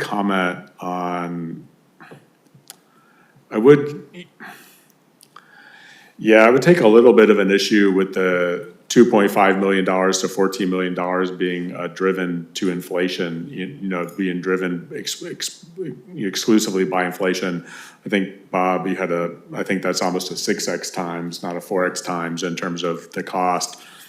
And I remember when, you know, I was building my house, you know, there are lots of opportunities to upgrade the interior, do extra engineering on the interior to make the house nicer, and those come with increased city costs. And so I struggle with the notion that $2.5 million to $14 million was strictly due to inflation, and not to a nicer interior, which required more inspections and more time put on by the city. So I take a little bit of issue with that, but I'm with Bob. Thank you. All right. Alissandra? Thank you, Mayor. I certainly do share Bob and Jeff's concerns about the precedent that it sets, and certainly as far as other homeowners and other commercial owners. I'm willing to, here's my idea. So the original fees back in 2020 were $52,000, and the council had voted to take about 25% off, which was $13,000. So in the name of just spirit and cooperation, because Golden Bow and has been a longtime partner in our community, if we look at the $200,000 and take 25% off, that would be $49,000, which would leave $147,486, and perhaps we could work a payment plan with the city. So just in the spirit of goodwill and compromise, I'm putting that as a possible way that we can resolve this. Well, and then ultimately, it would be up to a council in the future if we want to discuss how we're assessing fees and if somehow there's some unfairness or perceived places we could readjust that. That's certainly a future council discussion if council is interested in doing that. So I'm just going to throw that out there and see if the rest of the members here agree. Could you repeat the last part of your statement there? As far as assessing project costs? The future Oh, discussion. yeah, that's certainly something that we can bring up tomorrow or at the end of any regular Tuesday council meeting if we want to have a discussion on how we're assessing the fees, especially with the higher valuations. But does not apply to this instance because we deal with the policy that we have in place when it covers the policy as it was at the time. So your proposal is basically take $50,000 off this Correct. amount? It's about 25% Okay. reduction. All right, thank you. Hans? Yeah, I think this is, it's a challenging one. I can definitely see both sides of the argument, and I guess I'll try to make both sides of the argument and see where I end up. But definitely appreciate the comments. You know, Bob, we've been trying to, well, this year we're digging into reserves to pay for CapEx, and, you know, the budget is tight, so that's part of it. This had been described to me as kind of like a windfall profit for the city, basically, that, you know, the work stayed the same and the cost just went up without the work changing. And I have to say, like, after listening to this, I do get the sense that it's more complicated than that. And so it sounds like the city staff at least believes that the city spent more than the $196,000 on third parties and staff time, which is something to consider. I do have some concerns about the precedent-setting nature. You know, it is a very large request. It's like 15 times the one that was approved previously.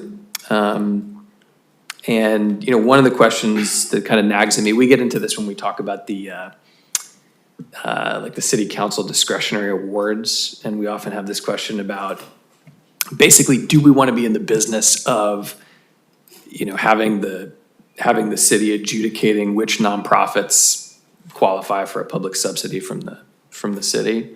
So I do think that on the one hand, there's a strong argument that like the cleanest policy is just to say, hey, everybody who applies for a building permit, this is the, right, it's a formula. It's in some ways equitable. On the other hand, there is precedent for waiving some of these fees. So I haven't independently verified it. All I have is Stephen's comment, but I don't know if you know that's Sue McLeod's counsel. Are you aware that they? I don't know about that one. I just have what I had in the staff report of the 13,000. Yeah. I don't know about the. I can't. Yeah. But people have been around. So, and then of course the last council waived some fees. I was also starting to think about, you know, what goes on in your mind is, well, if you start waiving fees for some nonprofits, then every nonprofit's going to come out of the woodwork. But then I started thinking, well, how many nonprofits actually own like significant real estate here in town? And it's actually kind of a small list, right? Like it's the Carmel Foundation, I guess technically like the Catholic Church with the mission, some of the churches, the Carmel Art Association. So it's a little bit. The Women's Club too. The Women's Club, yeah. But it's not like an endless list.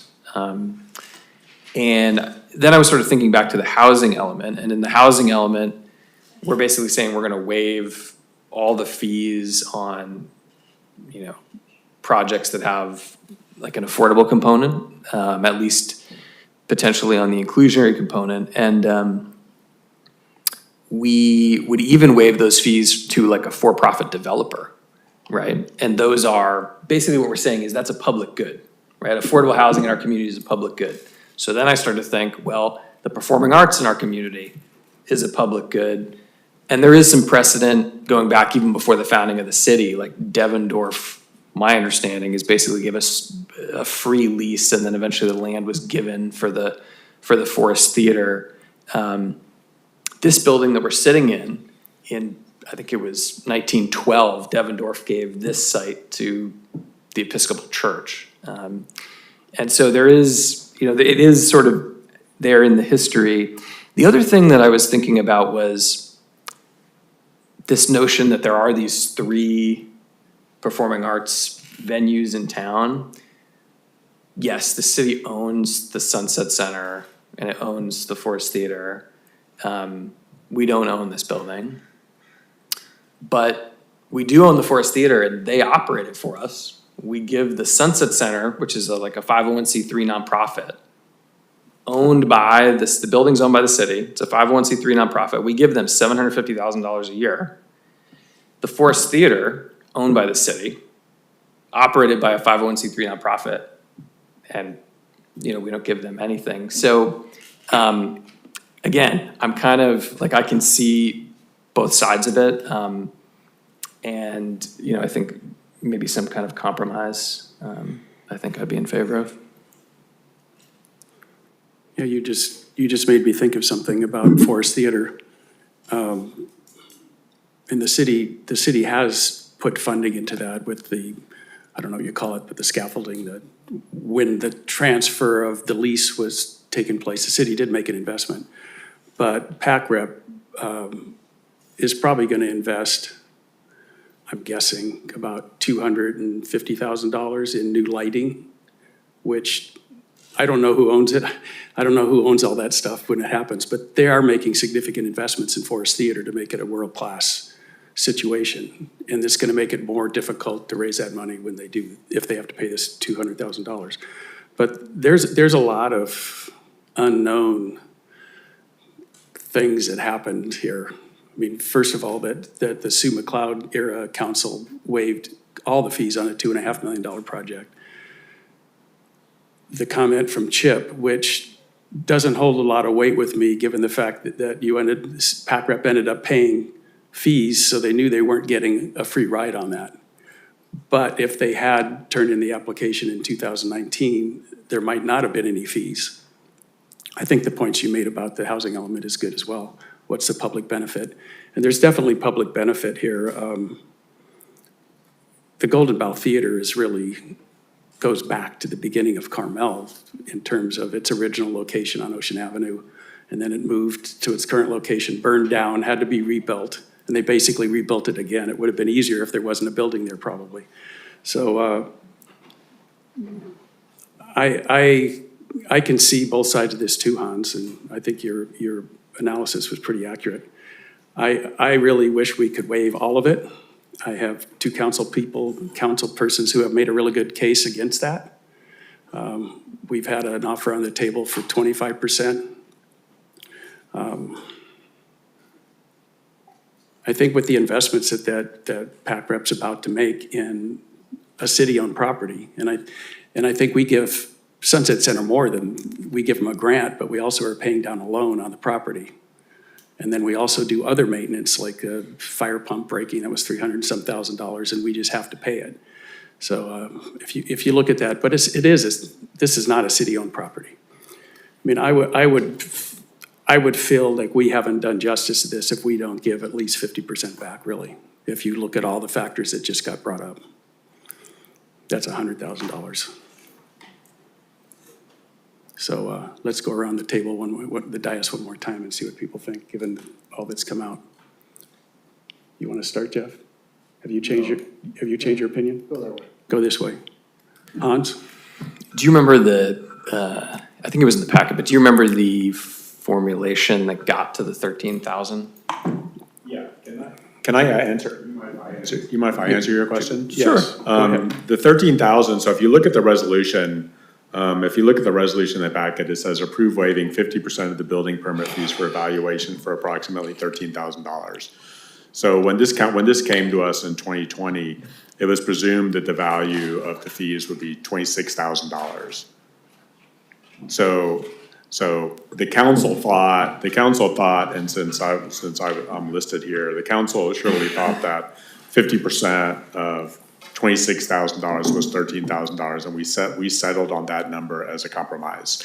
For some reason, I had it in my mind that the formula was that you would take the total amount and then you would back out the amount that you're spending on third parties, and it was just the like staff time that was 50%? I think Is that right? Stephen, so my recollection is that Stephen is right. There was a discussion like this one on the council about what to do, and 50% was in the middle. And that's how we got there. And then the cost of the project apparently, and I didn't know this until now, the cost of the project was apparently $65,000. And so $13,000 was 20%. Instead of being 50% of $26,000, it was 20% of the ballooned $65,000 in permit fees. So it wasn't, so to Alessandra's 25% calculation, that really isn't right, because the original number was 50%, was what we had decided on the dais, but it turned out that 13,000 was 20% of the total cost, which turned out to be apparently $65,000. But if I'm not mistaken, at that point, no one knew that the project was going to balloon to $14 million. And No, this is a different, this is, yeah, and I would, yeah, yeah. I mean, they were acting like that was it. Yeah, Let's and take care of these fees. Yeah, I'll let Hans finish. I Go don't ahead. wanna, unless you. Yeah, no, so you're talking about like $100,000-ish, right? Half of the 196? Yeah, but that's not, sorry. No, go ahead. I was gonna say, you know, our conversation in 2020 was about a $25,000 bill. You know, there's a big difference between, you know, spending 10 minutes on the dais and giving an applicant, you know, a good applicant a $13,000 break on a project, and giving them, you know, a $100,000 break. Those are significantly different. And I don't know, you know, if the spirit of compromise would have existed on the dais if it had been a $200,000,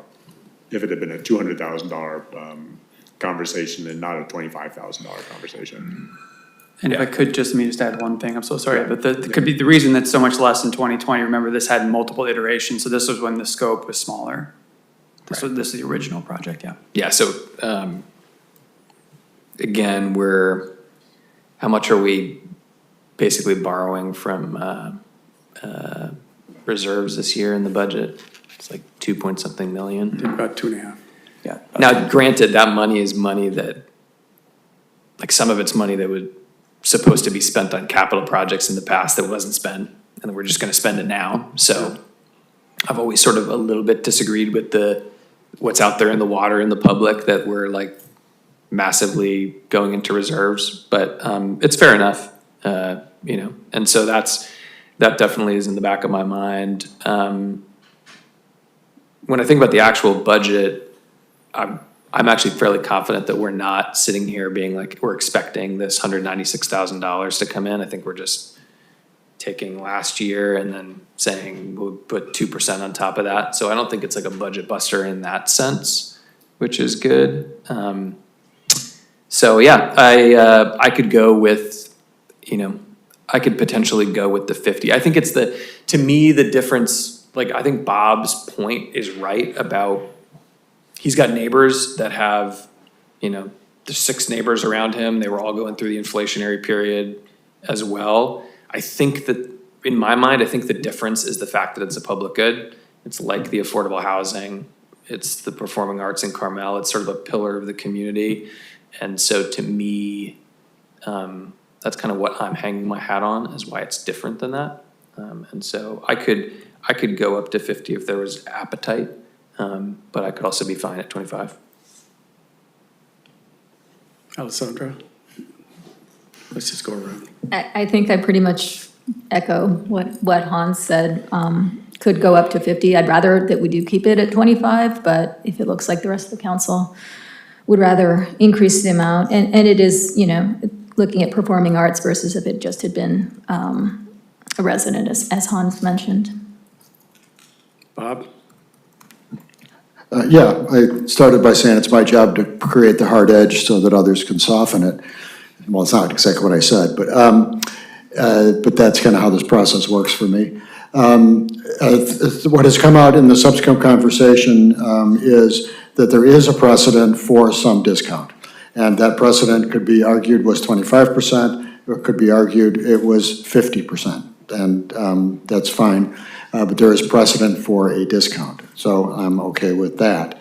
Hans's argument on public benefit is real. And, particularly his comments on the housing element. Now, yes, we agreed to waive fees for affordable housing because the state kind of had a weapon at our head, but nonetheless, we did, right? And,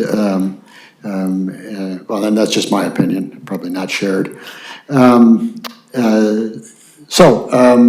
I can get to a 50% discount on this, which would probably get us over the line. Jeff? Yeah, I can get to 20 or 25%, but I can't get to 50%. All right, well, I seen a precedent for 100% back in the early 2000s. So I think it's pretty easy to get to 50% actually. So if we have any appetite for going to 50%, I sort of sense that we do.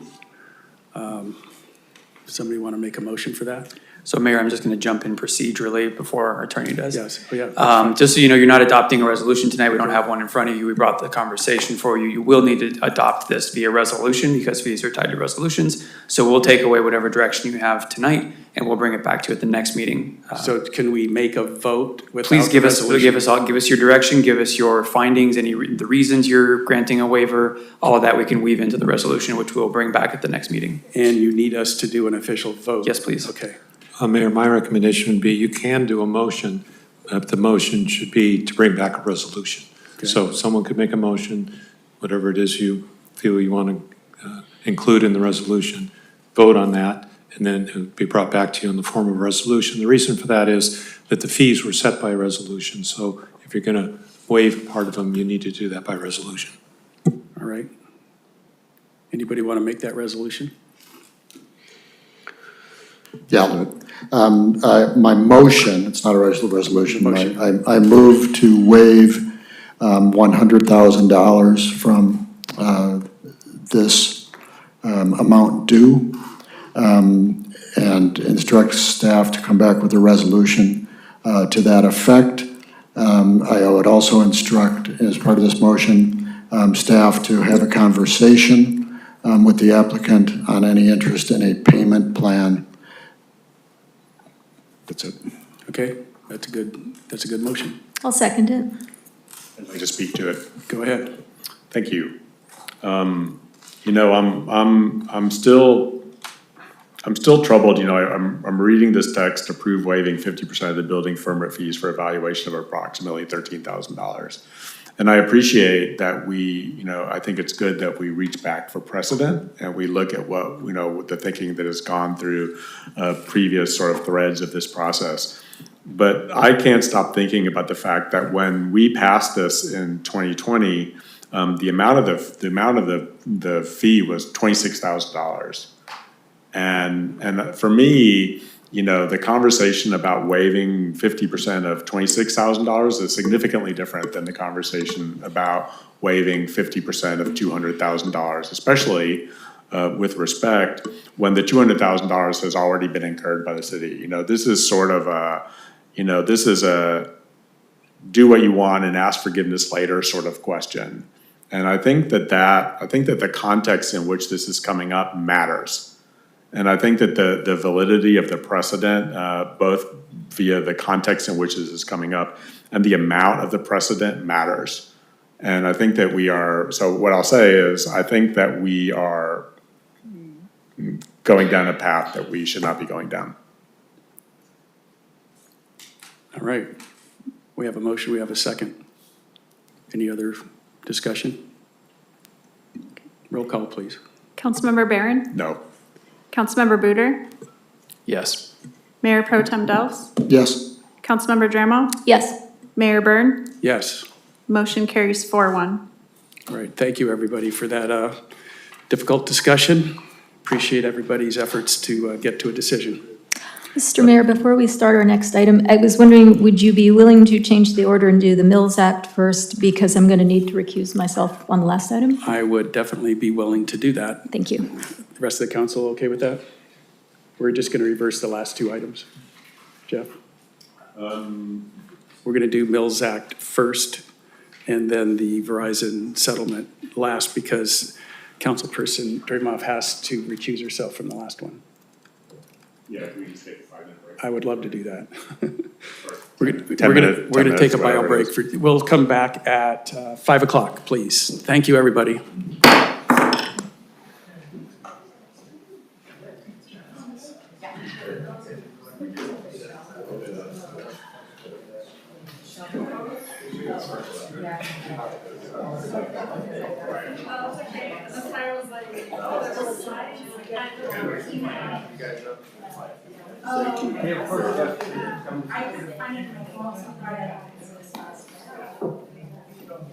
And so I wasn't expecting you to have a video. Taking all of our time.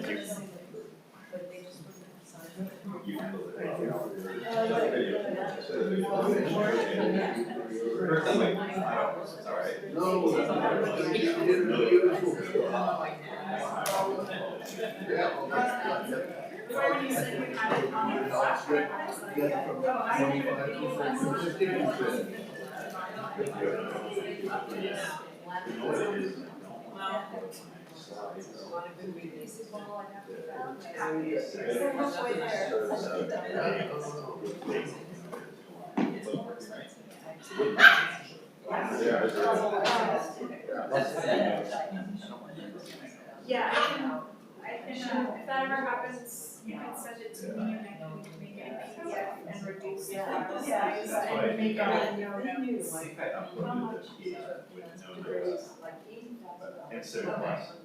Yeah, and then it probably was then I just. Just wanna make sure I didn't do it the weird way. If this wasn't proposed, Rob asked for it. oh, yeah. I canceled the meeting last week, because we were gonna meet, and then calling the state for the meeting.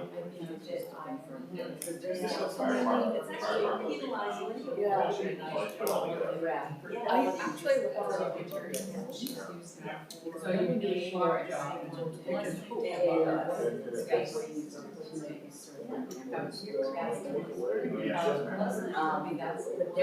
No, lowest price. It's the same amount. Yeah. So we got fancier chairs, so that was more time. They're more, what's that? No. Yeah. I know we're delays.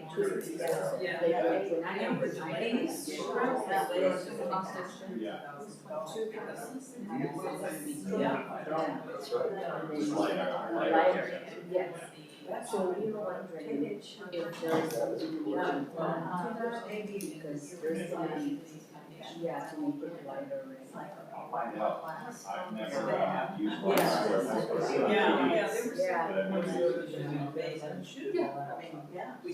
Somebody was trying to quiet down.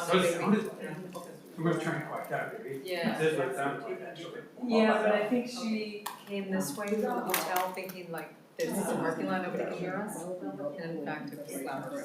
Yeah. Sorry about the sort of long rush in here. That's okay.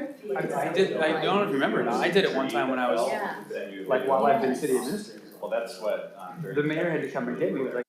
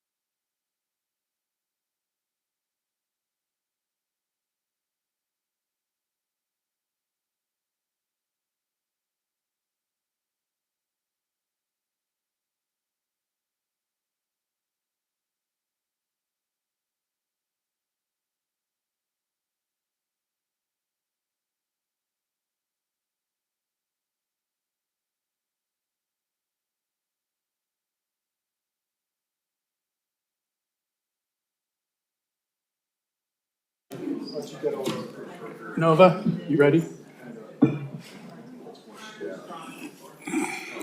Could I get some?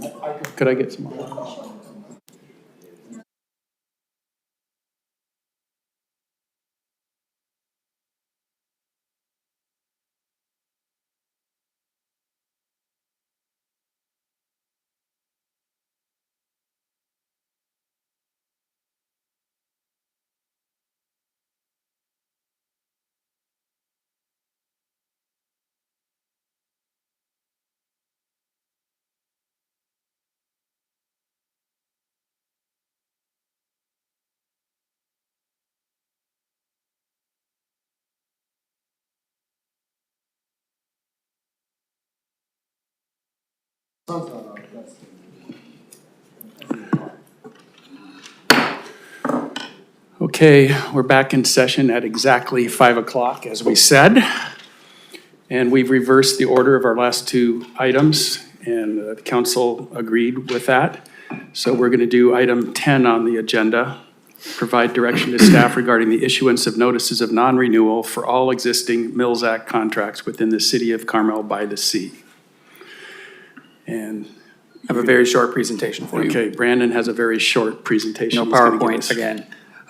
So we are coming back to council for discussion on non-renewal of the existing, 19 existing Mills Act contracts within the city. If you recall, October 6th, 2025, the council had a meeting. At that meeting, you discussed the Mills Act policy. Coming out of that conversation and in that meeting, council actually tried to take an action that day to direct staff to go ahead and begin with non-renewals of all the contracts. However, because of how the item was agendized, you couldn't actually take that action that day. Council then said, okay, we'll come back at a future date. We're obviously not going to make it in time because all of the contracts renew January 1st, and that's tied to the renewal date. So we're back now this year to seek that direction. Council directed us to come back and agendize it in such a way at a future meeting that you could give us explicit direction to begin non-renewals of these contracts. Just a little bit of mechanics, how it works. Essentially what happens is if you direct us, we will then initiate the process of non-renewal, which means that we will no longer be adding 1 year to the rolling 10-year contracts that exist. If a contract, if you, on that spreadsheet that I sent out ahead of time that has all the lists, some of them list like dates that are farther out than 10 years. That's the total length of the contract. Example, one of them was 2043. This doesn't mean that it will go all the way to 2043. This just means that the 10 years will run out starting January 1st of this next year, which is the renewal date. So 10 years, we just will not be adding 1 year anymore. We did reach out ahead of time to all the contract holders last week. There's no legal notices, there's no requirements for that, but we thought it would be important to reach out. Some people did have questions. Catherine Wallace in our office spoke to all those folks. They had questions regarding how the timing worked with the 10 years versus 1 year. And so I believe she answered all those questions. But certainly if anyone else has questions, we can answer those. And that's all I have for you. It's a pretty straightforward presentation. All right, thank you. Any questions? I have one or two. Go ahead. Brent, I guess I'm still a little confused. So the contract that says it went to 2043, why does it go to 2043, and what will happen if we take action? So if you take action today, starting effective January 1st, 2027, it'll be a non-renewal. So that means there'll only be 10 years left on the contract. We won't be adding 1 year increments anymore. That 2043 was an example of a date where we would have continued to add 1 year at a time until we got to 2043. In this case, it'll just start the 10-year countdown. So the contracts will get to finish out up to the 10 years. And 2043 was based on some term? This was one of the contracts in that list. It was a for example. Yeah, they all have different final expiration dates. But my point with that was this doesn't continue a contract for the next 20 years. It only, at the most, is 10 years. So will all of the existing contracts, they will all expire in 10 years or less? That's right. So 2037 or sooner. Okay. Anyone else have a question? I guess not. So Brandon, there were other terms in the contracts from both sides, things that everybody had to do. What happens to those terms? Those terms remain in force and effect for 10 years. So the contract remains active for 10 years. So if someone was supposed to make investments, but now they know they're not going to have 20 years, they're going to have 10 years. They're still required per their contract, To make whatever investments. whatever they is need to required make. in that 10-year They'll period. just have less time to recoup it on. Per the property tax. improvement plan. Because remember, in order to get a Mills Act contract, you have to submit an improvement plan. Okay. Could I ask you about the city's enforcement aspects of this in terms of limited staff time and all that? Can you explain that? What's happening now? Yeah, I mean, it is, you're right, it's limited, and this was part of the conversation in October as well. The council noted that, we have limited staff resources to really do the enforcement that a program of this sort of breadth really requires. And so, in all honesty, we don't do the level of enforcement that we should be doing to make sure that every single improvement that's promised to the city for a tax break is being done on an annual basis. Okay. All right, that was my question. Yep. Public comment? Yeah. Hi.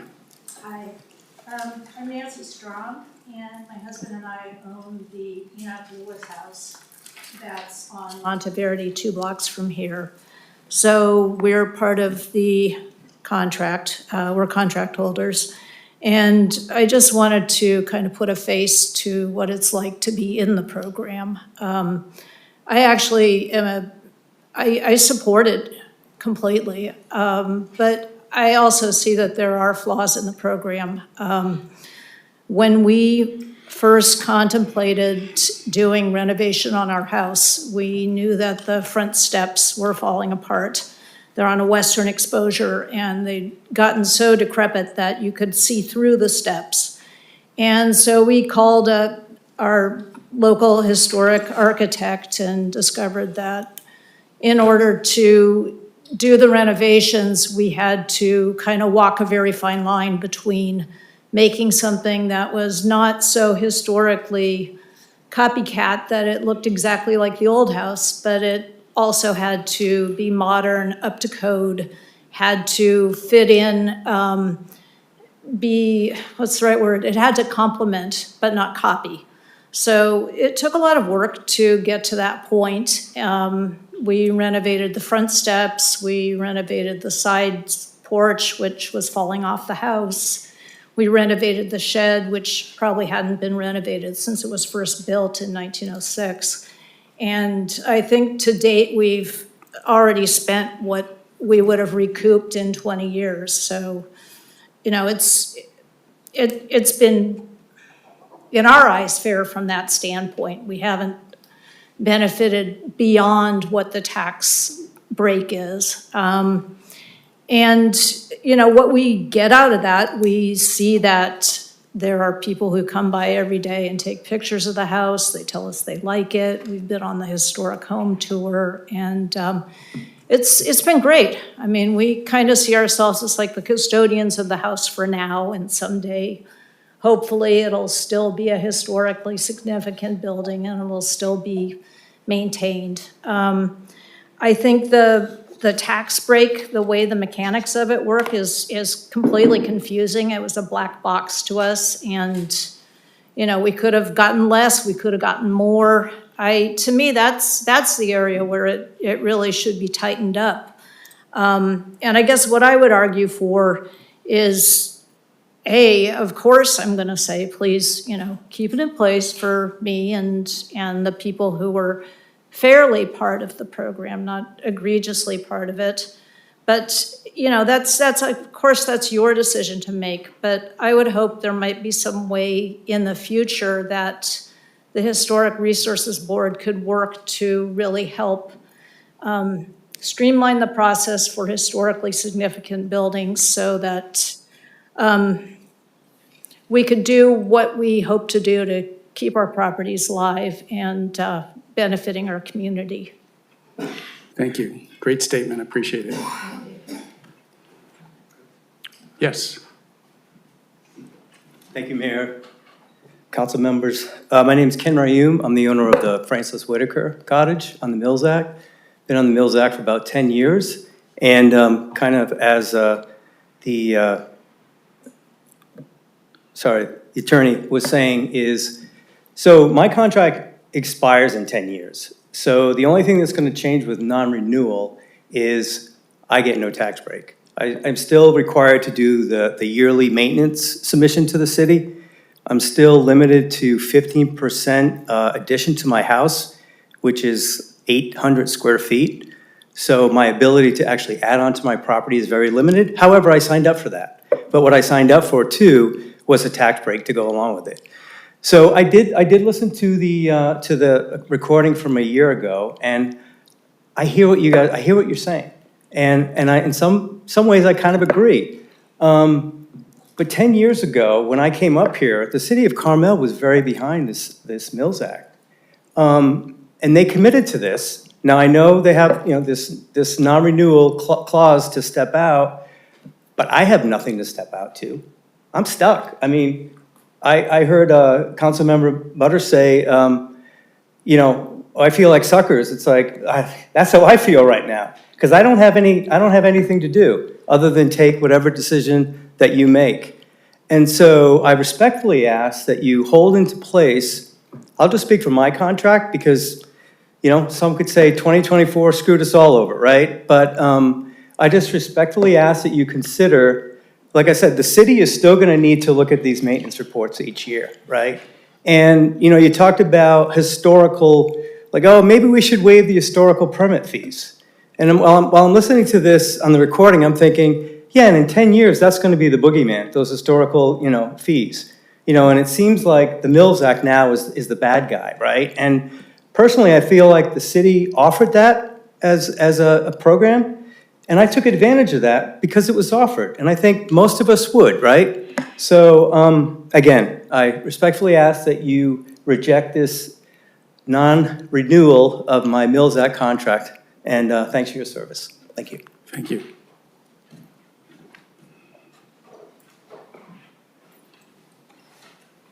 Hello, I'm Gavin Miller and Nancy's husband. We own the house that you heard about. It's from 1908, which is older than Carmel, actually.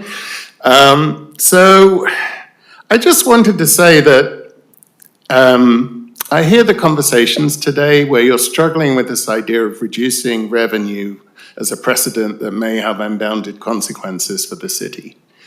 And even though we're invested in the Mills Act and we're encouraging you not to make the change that you're making, it does seem to me as a policy person, been a senior executive, that if you had a fund that was focused on culture and heritage as a goal, you would be debating between different applications for the benefit that would come from the particular thing you chose. Yes, you would struggle every year to fund it, given all of the other demands on your revenue, but you wouldn't be saying, well, if we say yes to this, then that will happen, and this might happen, and we might lose that. If the budget was really tight, you could reduce it that year. Now, one of the advantages of the Mills Act is it's a long-term commitment on both sides. And the advantage of that is that you can plan really carefully of what can you afford when, sequence things properly. Whereas if you have a constantly fluctuating budget, it's much harder to make sound, judicious investments. So, and I know the hardest thing to do is have continuity of discretionary money because the economies ebb and flow. But I just want to say the other thing, which is thank you for the help that you've given us. I know it will be for less than we originally anticipated, but it's been a big help in a house that we love. Mother Nature and Old Father Time conspire to come up with ways that you need to spend money when you have a house from 1908. Trees fell down, we had a flood, plus the aging process. But I think the reason we love Carmel is because it has this unique collection of structures and culture. And the degree to which you can afford to help preserve that, whether it benefits us or one of our neighbors or another part of the community, including the theater, I think it will continue to be a special place, which will keep property prices high, people will want to live here, and we'll be able to pass on a city that is as charming, but maybe structurally more sound and better maintained than it would have been otherwise. So thank you again for what you have been able to afford, and I encourage you to both monitor changes that may happen from changing out of this act, like are things maintained less well or whatever. And if you can bring yourselves to own a mandate that may vary from year to year, I do think having a fund that's focused on the benefit that it can have, somewhat independent of the tax code and all the other complicating factors that tend to muddy what is the level of commitment, what's the scale of it. I think it would help to focus the conversation on the values-driven one rather than the mechanism-driven one, which is a little bit what I hear people struggling with today. So thank you for listening. Great comment, and thank you for looking after your special house. We Yes, appreciate it. I'm happy to. It'll still be there.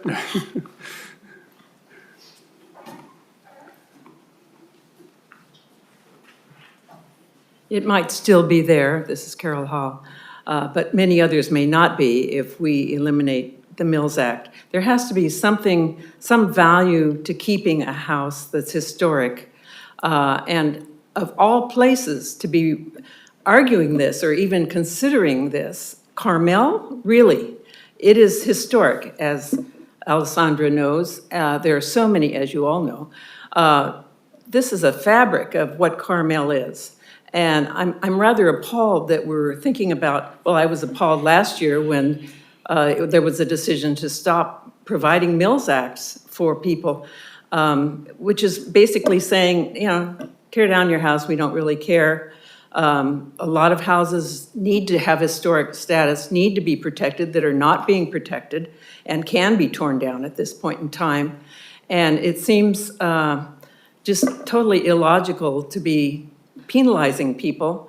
I think, you know, what came out of that discussion when it was decided not to provide any more Mills Acts, and I kept waiting for it to be brought up again and brought back again, there were some problems, and I wrote a letter at the time. I wasn't expecting to talk today about this.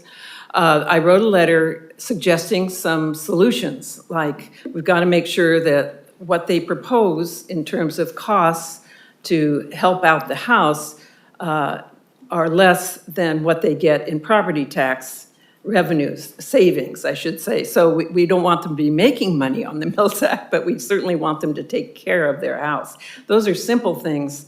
And I also had in that letter a chart of the drop in the bucket for education that education is not receiving in relation to the benefit of keeping the Mills Act. And we've also shown, I think in the state and maybe nationally, the more we pour into education, the worse kids do. So I don't know how that comes out. But anyway, I would certainly encourage that we go back and look at the Mills Act and get more than 19 houses on the Mills Act and get people to think about using them on their own historic houses here so that we can save our housing here in Carmel. Thank you. Thank you, Carol. Anyone else here? Nancy? We've got 2 hands up. Okay, Kim Griffin on Zoom, go ahead. 3 hands up. Good afternoon. I'm Kim, and I've lived at the Agnes Sorting House for 4 years now. So I've had the Mills Act for a relatively short period of time. And, you know, I want to make it clear that my husband and I are not ultra wealthy people. It took us 30 years and a lot of overtime just to save for our little 760 square foot house. But nonetheless, you know, I submitted the architectural plan and in good faith started with what will be one of my biggest projects on the plan, which is a roof. And, you know, nothing could have prepared me for this roof. It's the complexity of the plan for the roof, the skill that was involved in steaming and molding the shingles so that we could be historically accurate for the house was pretty overwhelming, not, you know, the costs notwithstanding. So with a 10-year plan, I really am not sure what else I'm going to be able to get accomplished in terms of bigger projects because it's gonna take a while just to pay for the roof. But what I want to make clear too is that the cost of my projects are going to far exceed what the tax savings are. And I'm not going to make a lot of money on the Mills Act, because I think that's a misconception that a lot of people have, that you're just enjoying the tax break and you're not really putting a lot of extra investment into the house. That's not the case.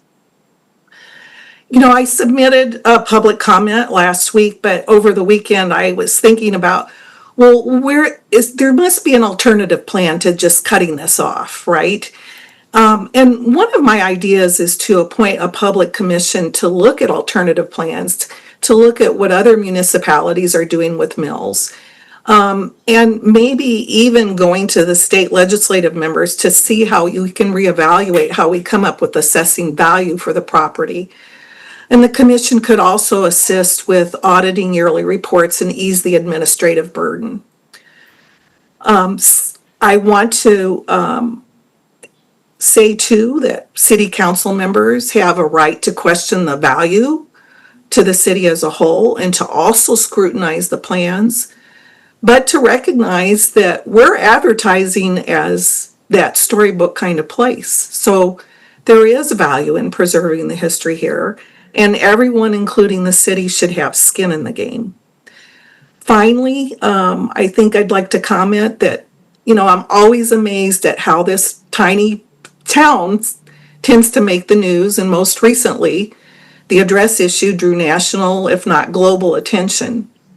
So I don't think that it's going to reflect very well on us if we abolish the Mills Act completely, or severely limit it. I think it's better, since we claim to be major stakeholders in preserving the historical character of the homes here, to try to do as much as we can to help the homeowners that are preserving these homes. So thank you for taking my comment. Thank you, and I appreciate your comment and for you taking good care of your historic house. Cindy Lloyd, go ahead. Thank you very much, Mayor, Council, City Staff, Cindy Lloyd. I hadn't intended to speak, but I think the benefit of having this discussion today was hearing from the homeowners who have used the Mills Act and invested in their historic homes and what it has meant to them, and they have not abused the system at all. It does strike me that we in Carmel should continue this program for the people who really are using it to the benefit of the whole community because they are maintaining an historic building. I know the discussion kind of was brought to the fore by a different situation, but today's testimony to me is really telling about how important the Mills Act is to maintaining our historic fabric of architectural houses in Carmel. Thanks. Thank you, Cindy. We got one more. Amanda Prentice, go ahead. Thank you, Mayor Byrne, council and staff for the chance to speak. I'd like to echo the comments that our neighbors have made. My husband and I own a house on what is now 909 Viscano, formerly Viscano 12 Southwest of Mountain View. I wanted to make sure that the council understood that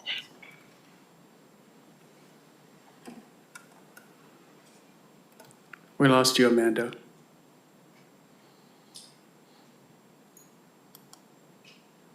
city of Carmel, and we have maintained it in good Amanda, faith, and I think like many of our neighbors have used the Mills Act not only to budget and steamed roof, which took 3 months and cost over $100,000. We are not making money on the Mills Act, but it was helpful and it was important. You know, we view ourselves as stewards and we needed to do it right because of the contract.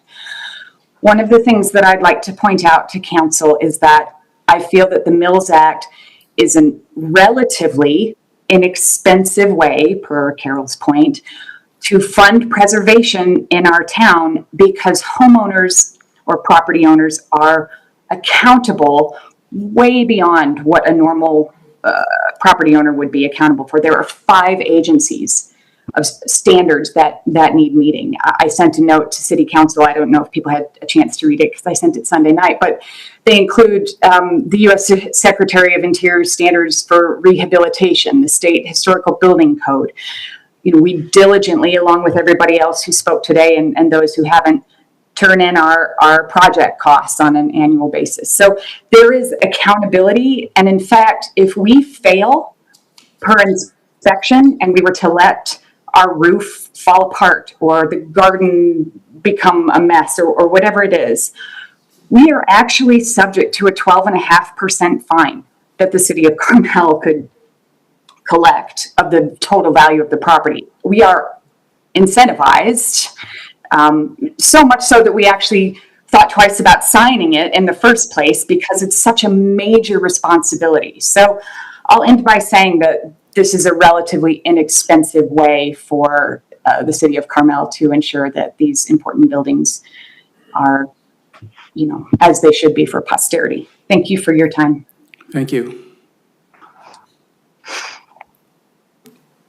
I don't see any hands up. Anybody else here? I think we've heard from everybody. So let's bring it back to the council. Mayor, could I make one sort of like comment, clarifying comment I think might help, at least Mr. Rium, I heard. Just to be clear, during the 10-year period that the contract is essentially canceling, it's still effective, so you still receive the tax break during that 10-year period. I believe it steps down, but you still do receive a tax break during that period. That was it. You said it starts in some contracts, it steps down, yeah. But it's just subject to the terms of each person's contract, but it is still in effect during that 10-year period. When does the first contract expire? What's the youngest expiration date or the first expiration date? Let's see, we've got the attachment here. Is it 2032? You're looking at it? Okay, 2032. Right. Yeah, go ahead, let's start I the have a question discussion. about that. So Mr. Ream's, is that how you pronounce that, Mr. Ream? Ream. Close enough. Mr. Ream's contract expires 2037. in 2037. So if we don't do anything to his contract, he just gets, so in 2037, the whole thing ends and he gets his full tax break up to the full benefit up to 2037, and he does whatever's on his maintenance plan that staff will enforce and all that. That's right. Okay, and let's say that we do terminate his contract. Does he have a right? So his tax break benefit inches down over the course of 10 years. That's what he says. Mm-hmm. And yet he has maintenance requirements that maybe sort of mirrored his tax break. We talked about that a year ago.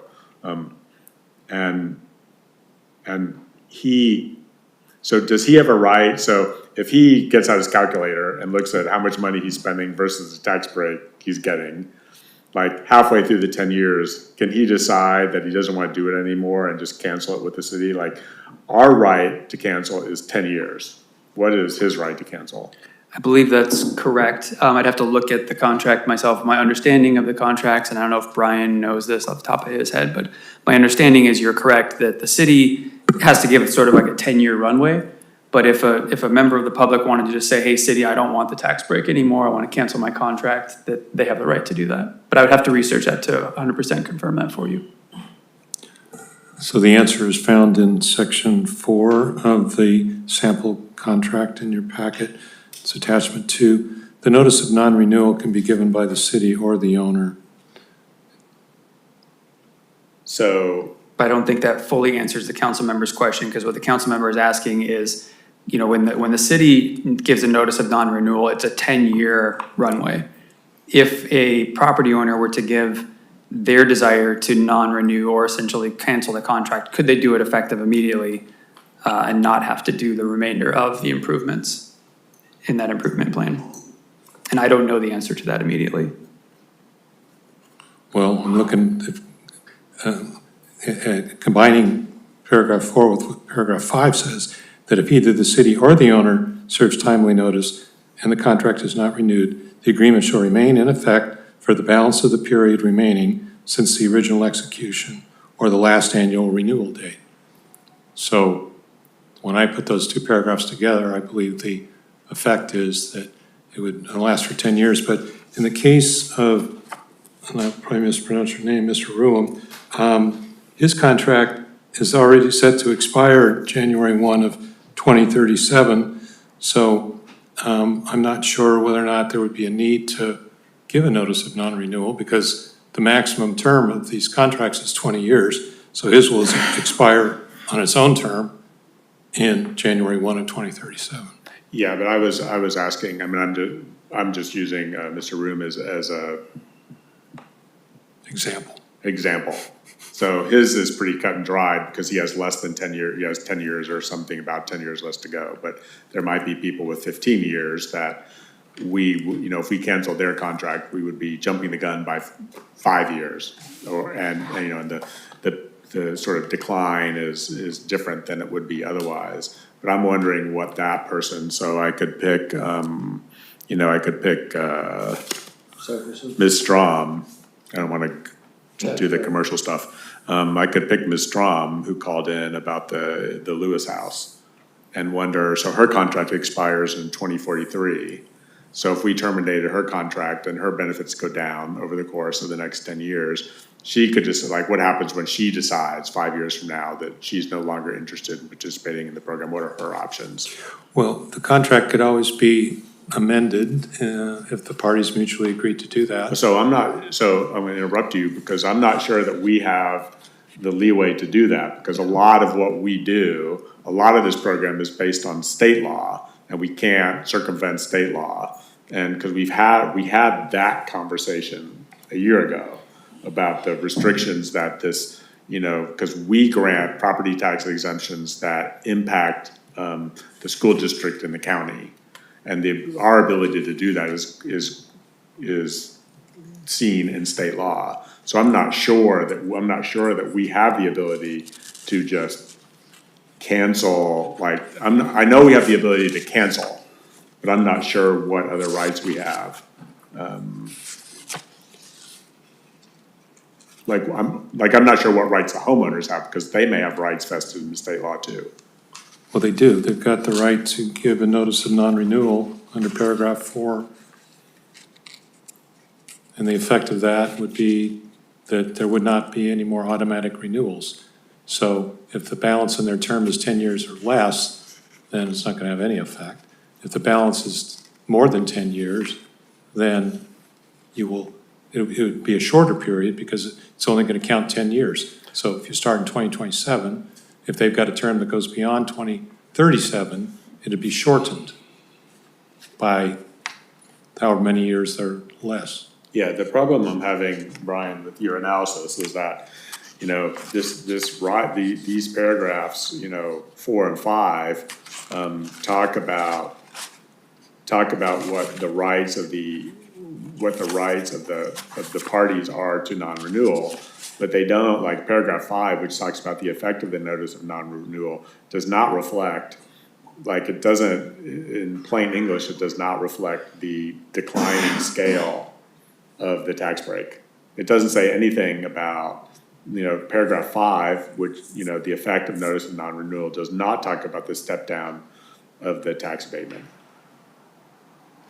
And so clearly that is found somewhere else. Now, you say, Brandon, that is found in, that is found in the individual contract. I believe it's in their specific contracts, yeah, and I don't have that in front of me.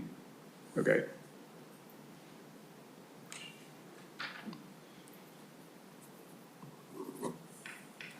Jeff, what's your thinking? I mean, we're here to Well, Mr. Room brings up a good point about contracts. So I have this spreadsheet in front of me. So he brings up a good point about contracts 12, 13, 14, and 15, which are all within the realm, and for that matter, contracts, 8, 9, 10, and 11 too, which all expire in the next 10 years, give or take. So I'm not sure that I necessarily have the will, will's not the right word, desire's not the right word, somewhere in there, I'm not sure I have and I only speak for myself, like, those contracts, since we're close to the end, I kind of think we should just leave them. Like, I don't, like, I haven't bounced this idea off of anybody, you're looking at me with a scrunched up face. And then the other ones I'm much less inclined to leave. I think, Ms. Strom, we had a conversation a year ago about the sort of economic impacts on the city, the school district, and the county. And Ms. Strom's contract is $182,000, and that's less of an impact than the Sundown Lodge above it, which is $850,000. Or some of the others, like I would call them the top 5. So yeah, I'll stop talking. Can I just try to clarify something with Brandon? Yeah, go ahead. So Brandon, when it says contract term, that column envisions inclusive of all these potential renewal years? That's like the 20-year horizon. So you don't have a column on here that's just like when the base contract ends? I do. Oh, in the base contract, yes. So if you look at the columns, there's a column that says date of council agreement. That's when it started. So let's take line item number 1. This will be really illustrative. So number 1, the Esperanza Carmel commercial. So the date of council agreement was 2023. Can I make a request that Nova maybe puts this on the screen for people who are watching? The updated list, the attachment that's in the packet, please. Page 169, Nova.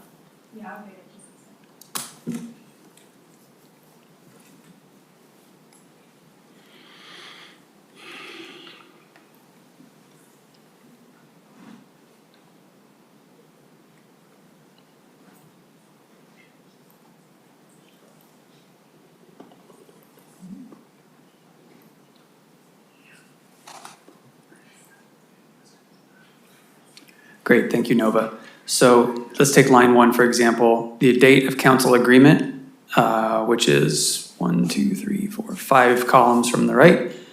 For line item number 1 is 2023.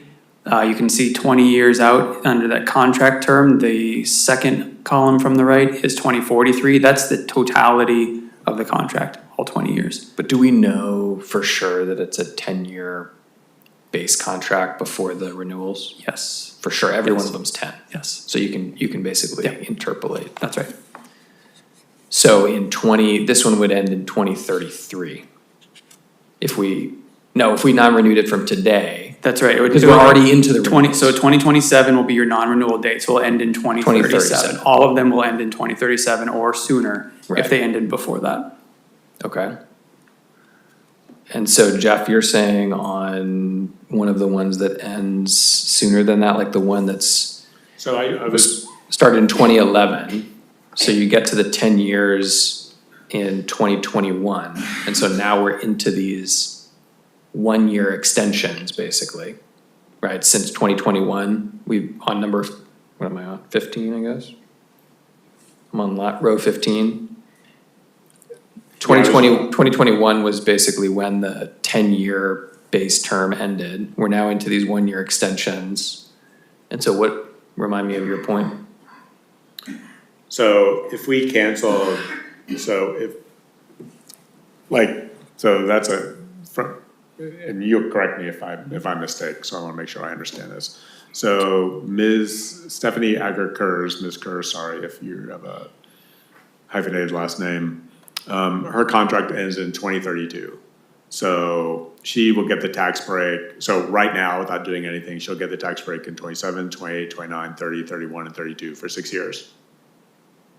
So terminating her contract is going to, so terminating her contract would result in her getting 90% of it, and maybe there may be a 1 year delay, but result in her getting 90% of the tax break next year, 80% next year, 70% the following year, 60, 50, and 40.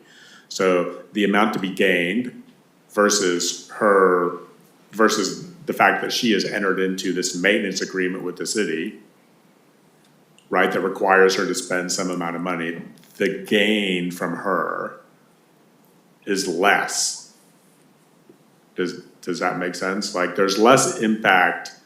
So there's less impact. So with her case, since she only has 6 years left to go on her contract, the amount that we save, you know, the amount that we save, that the city and the state, the city and the school district and the county save, is less, you know, is significantly less than some of the other contracts, right? Because the other contracts would decline to 0, and then there wouldn't be a contract at all.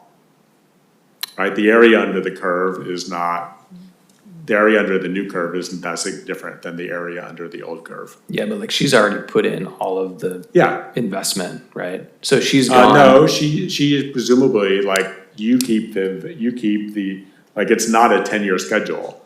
My understanding is they start with 10 years, but they're required to invest every year in the house. But I'm pretty sure the big money goes in early. That I don't know. So, yeah, I worry we might be like a little bit too in the weeds on it. I mean, when I look at this, I say she had her 10 years, like she already had her 10-year term through 2021. And now she's had the advantage of having these additional years, right? So where she is presumably doing, and I don't mean, I'm adding to the conversation, she's presumably doing more work on her home.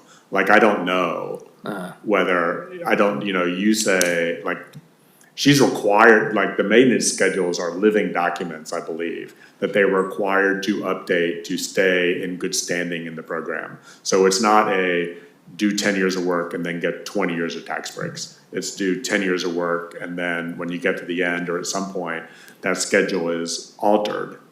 So you continue having to spend money on your house to continue to receive, on your home, to continue to receive the tax break. It's a 10-year schedule. And then, like you're saying, and then what we're supposed to do is after that 10-year schedule, it should be completed, and then we're supposed to collect another 10-year schedule. Yeah.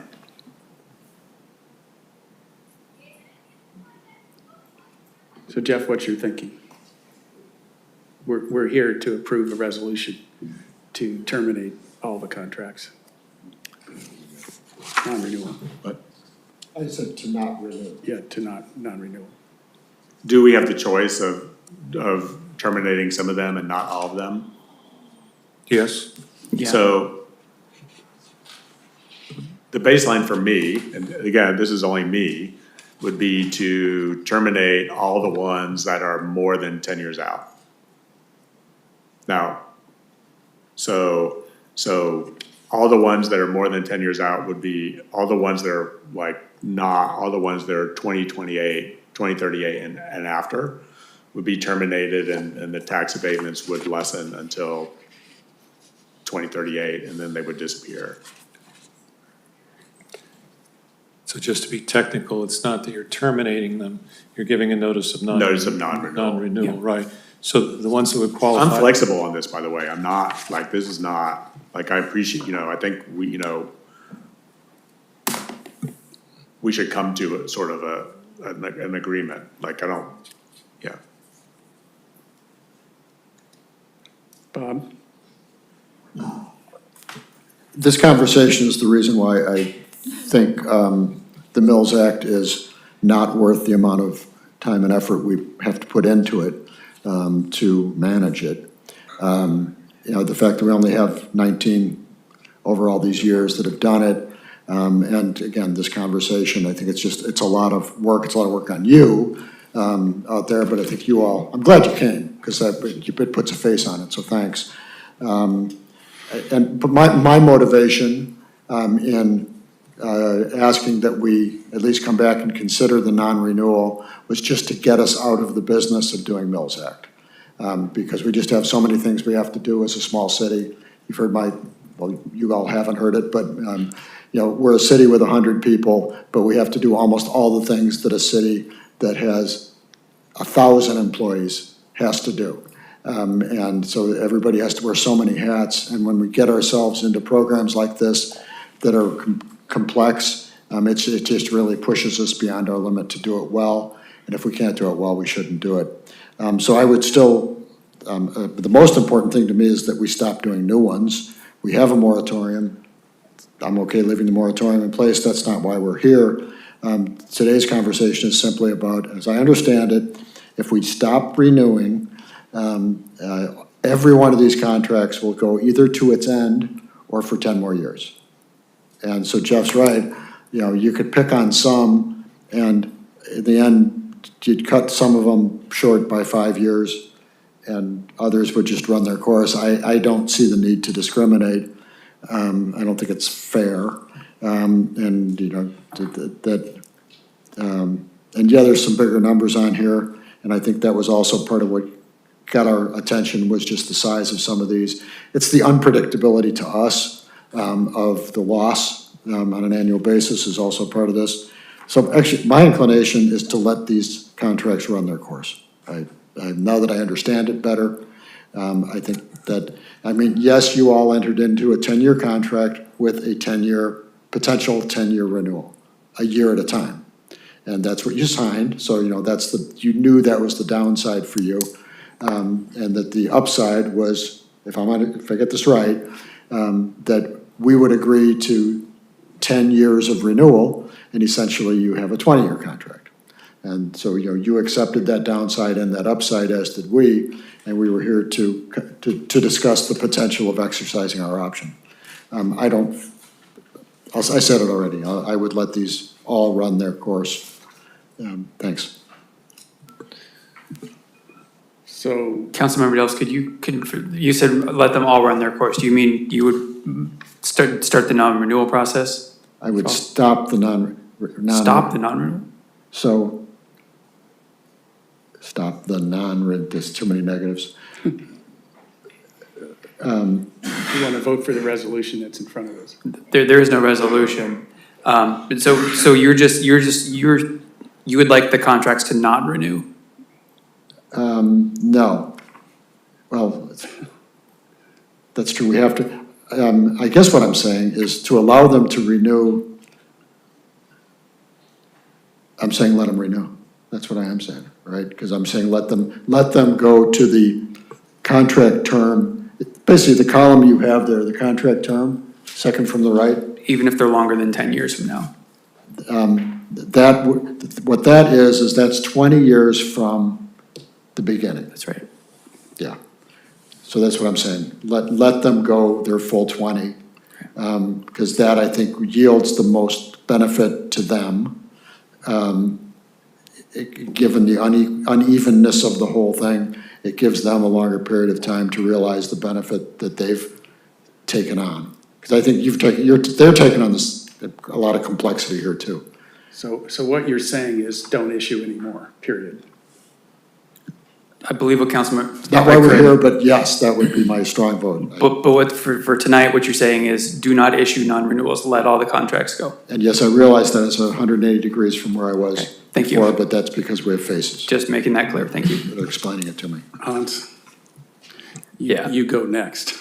Yeah, no, thank you, Bob. The faces actually are helpful, and the thing I would say is, just to some of the public comment, and like I completely want to maintain the architectural fabric of our town and our historic homes. So like there's no, in terms of the goal, I'm 100% there on the goal. I'm just pretty convinced that this is not a good tool to get there, and maybe not the right fit for our community. So Brandon, I have a couple questions for you. Can you tear down a historic home? No. Would the Mills Act protect an older home that's not historic? You wouldn't be able to get a Mills Act contract for a home that wasn't historic. So those are, in response to some of the comments that were made earlier, I completely agree. We do have a problem we have some great older homes that aren't historic, that some of those are being torn down. this program doesn't help with that.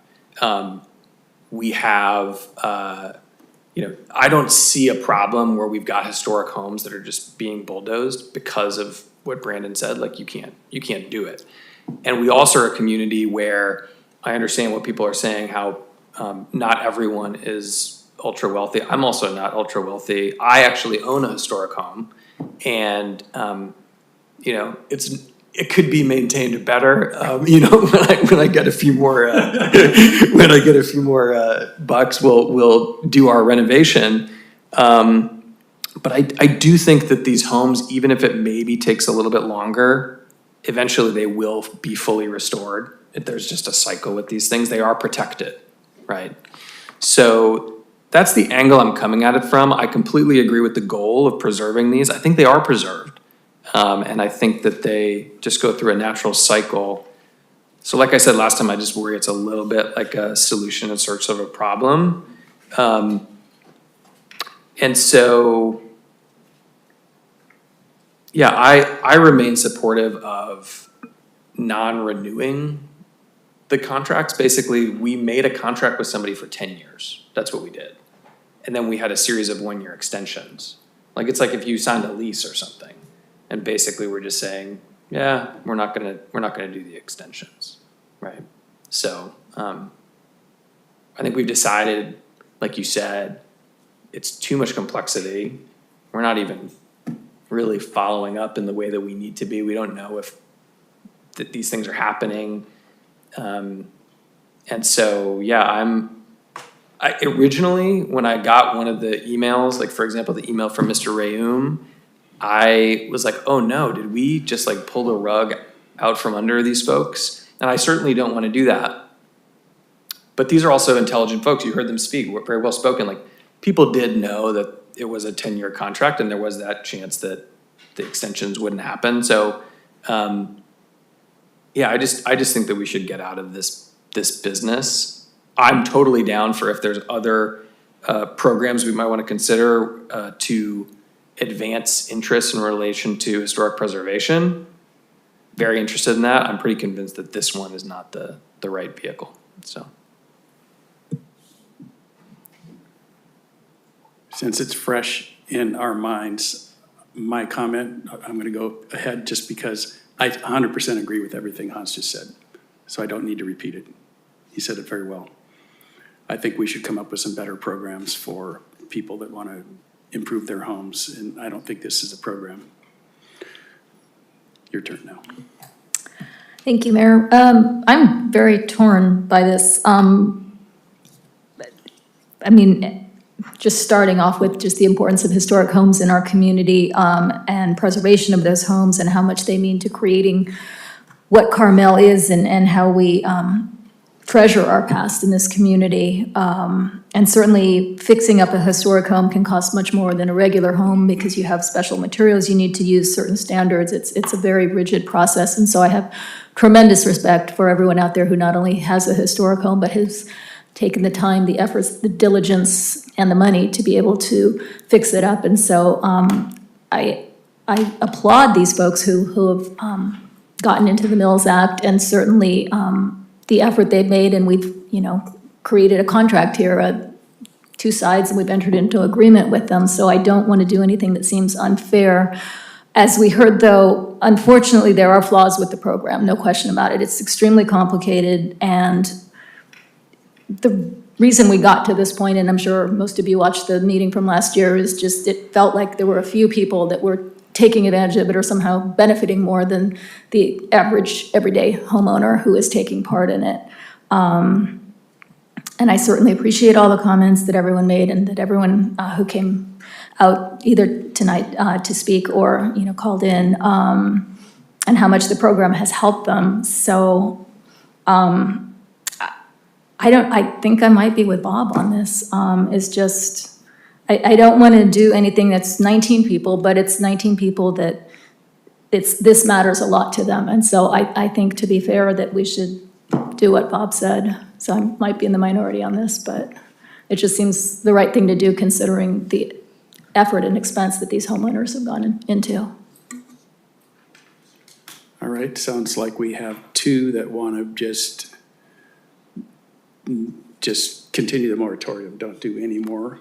And Jeff, I'm with Hans, so we have two on the other side right now. I would carve out a few exceptions, but I'm also with Hans. Okay. All right, so now it comes back. Hans,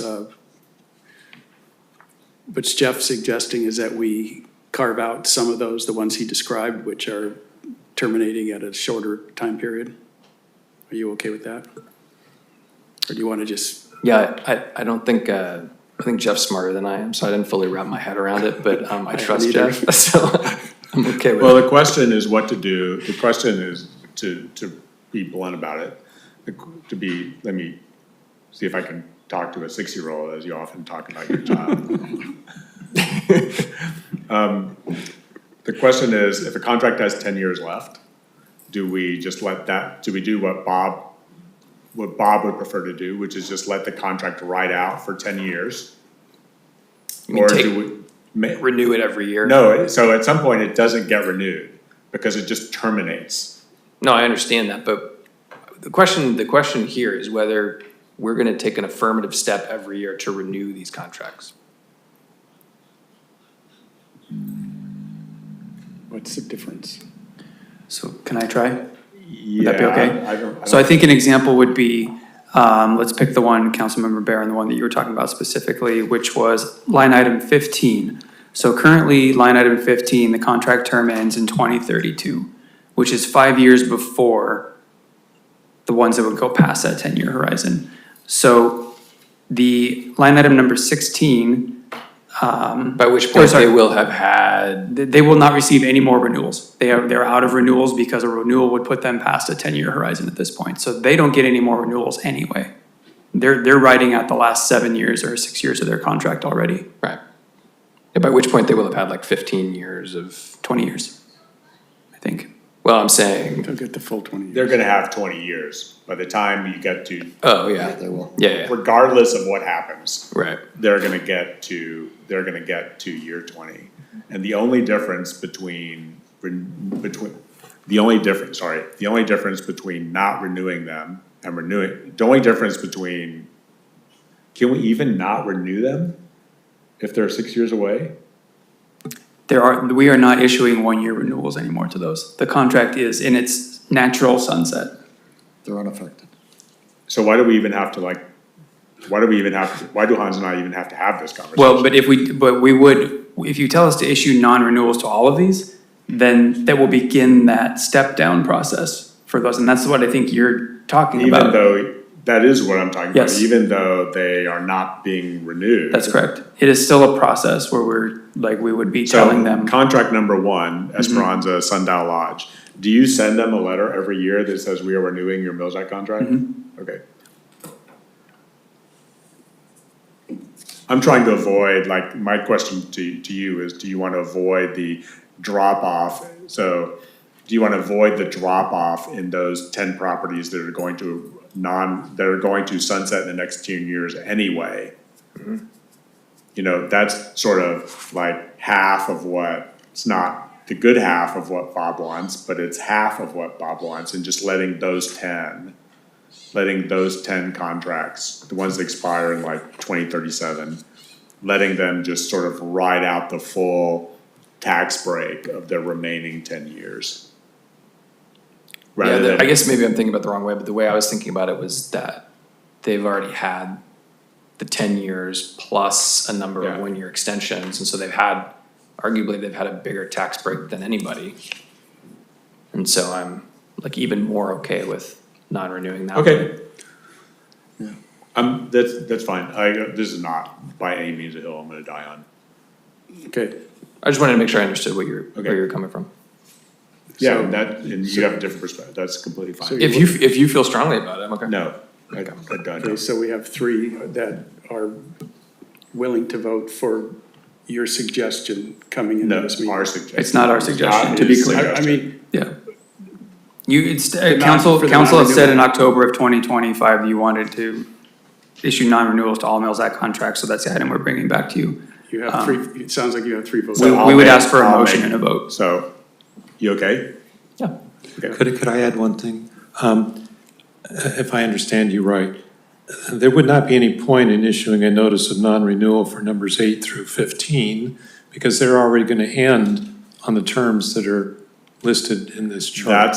So that's the conversation that I just had with Brandon, and Brandon said that it does make a difference.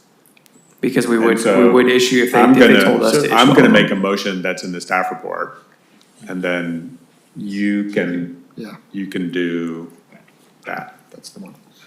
So I will make a motion directing staff to issue notices of non-renewal for all existing Mills Act historic property preservation contracts within the city of Carmel-by-the-Sea in accordance with the terms of each contract in the California Government Code. Second. Roll call. If no further discussion. Any other discussion? I'm going to vote yes. I mean, I'm not a strong Okay. no on this. I just wanted to have a Alissandra, conversation. Do you have any other conversation or discussion? Well, the only thing I would like, and I know I'm clearly in the minority in this, but if we could revisit in the future some kind of a policy that we could do, because clearly there are flaws with the Mills Act, but something to encourage homeowners, and we're talking, like Han said, not the ultra high net worth individuals, but the more everyday folks out there that value and appreciate having a historic home, if we can give them some kind of a break or an incentive or something that we can figure out, and a future discussion for policy, so that we can somehow not only encourage them, but just sort of almost thank them in a way as a community, because it is a huge investment to maintain a historic home and put in that work. Can I make one very brief comment on that? I think as an owner of a historic home, one thing, and it was sort of poo-pooed a little bit earlier, but I do think it's real. You get charged extra fees if you own a historic home. Like, we basically are taxing people for repairing their historic home. So like, if I want to do anything to my house, not only do I have the regular planning fees, building permit fees, but I also have these historic fees. And so I think that, like, again, public good. The city told to these private homeowners, you take care of this house because we want to be able to view it from the street as like a public resource. And then they're basically charging those people extra money. So, I mean, just one example of an idea, but I think, that's something that we could look into. All right. So we have a second, right? You second. Roll call, please. Councilmember Byrne? Yes. Councilmember Buder? Yes. Mayor Pro Tem Delves? Yes. Councilmember Dramov? No. Mayor Byrne? Yes. Motion carries. Thank you. Thank you for everybody that showed up here. I think we have I think most of us are in favor of doing something to help historic homeowners, and we'll be looking at that in the future. We can put it on the agenda. Thank you. So, Mayor, on the next item, if we're moving on to that, I need to recuse myself because I live within 500 feet of the original proposed cell tower location that's the subject of the settlement agreement. I don't think you could live any closer to it. It's like across the street. All right. Sorry that we can't have you on the discussion, but we appreciate that.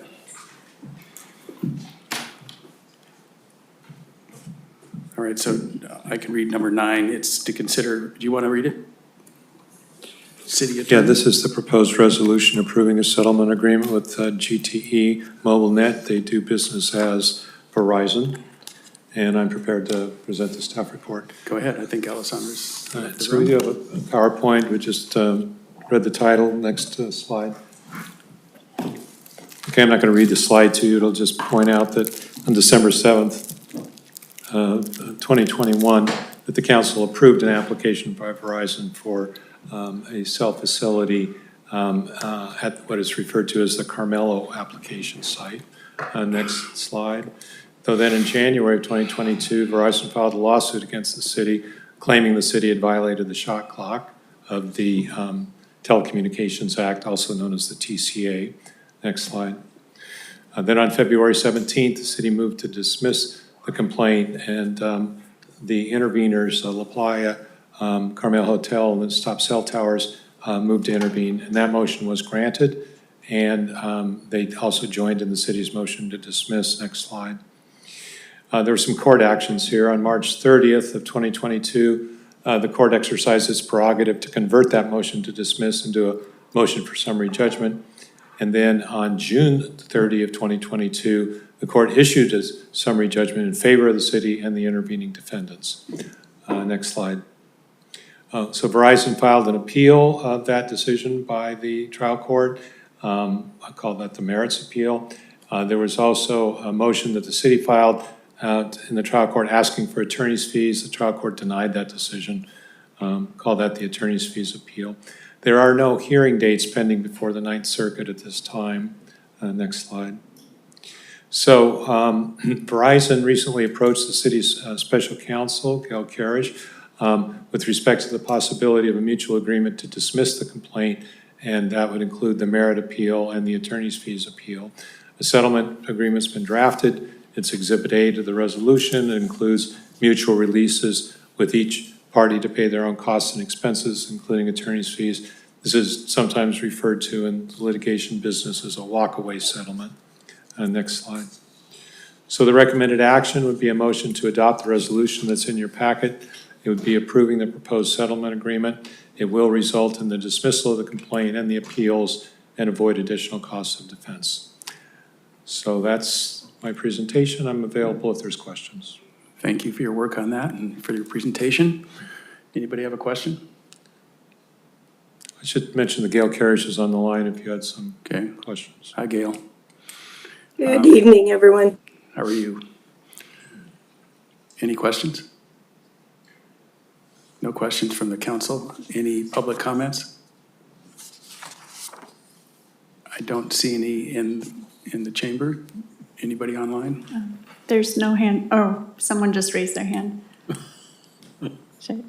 Paul Albritton, go ahead.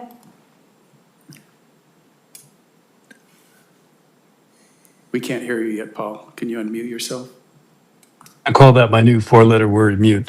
You can- Yes, just wanted you to know that I'm here to answer any questions, but appreciate your following the staff report. I think Brian clearly explained the situation and I encourage you to take the staff recommendation. I'm here to answer any question. Thank you, Paul. All right, no other comments? Any discussion from council?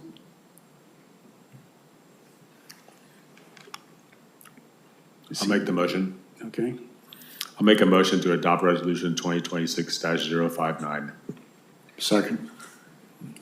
Any further discussion? No? Roll call, please.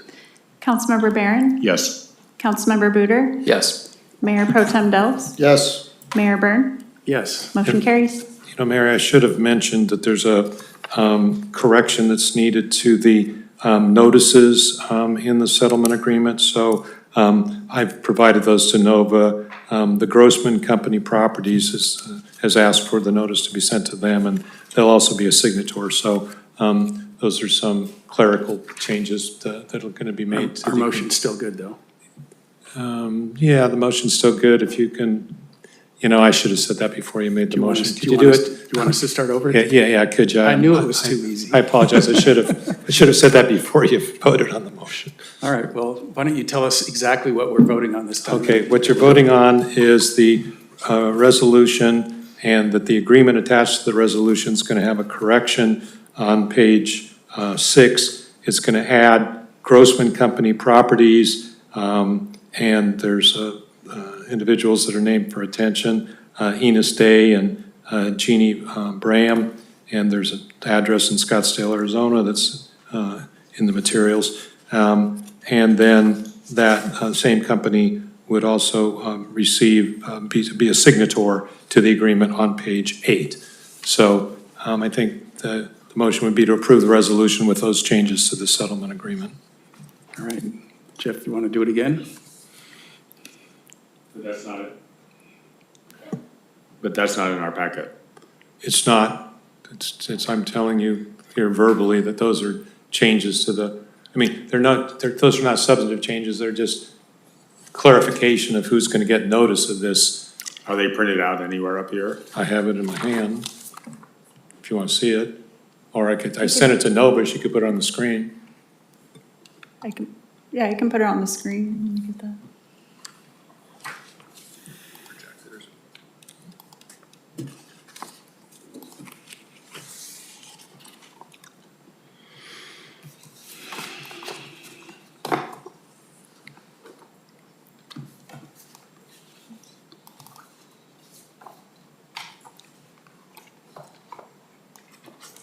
You need to go to page 6.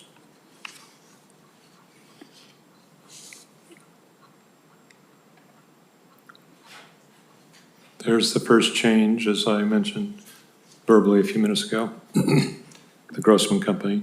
Just hold it there in case they want to have some questions about that. They're in Scottsdale. And then the attorney's name from the Rutan firm has been added.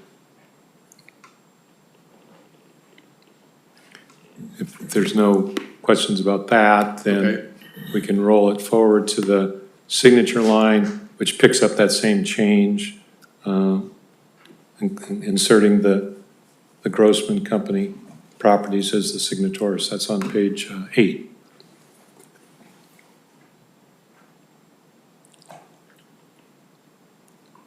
So if there's no issues with that, I think we probably did. Well, the only issue I have is that it's just not in the packet. Like, yeah, I'm happy to make the motion with the revised, with the revised, whatever this is, appendix. It's Appendix A. revised agreement, settlement agreement. But, okay. I'll try again. I'll make a motion to adopt resolution 2026-059, approving the settlement agreement with GTE MobileNet, et cetera, with the revised appendix, with the revised pages 6 and 8 as specified in the city attorney's presentation. Second. Roll call. Councilmember Byrne? Yes. Councilmember Buder? Yes. Mayor Pro Tem Delves? Yes. Mayor Byrne? Yes. Motion carries. All right, thank you. With no other items on the agenda today, the meeting is adjourned at 6:11. Thank you, everybody, for being here.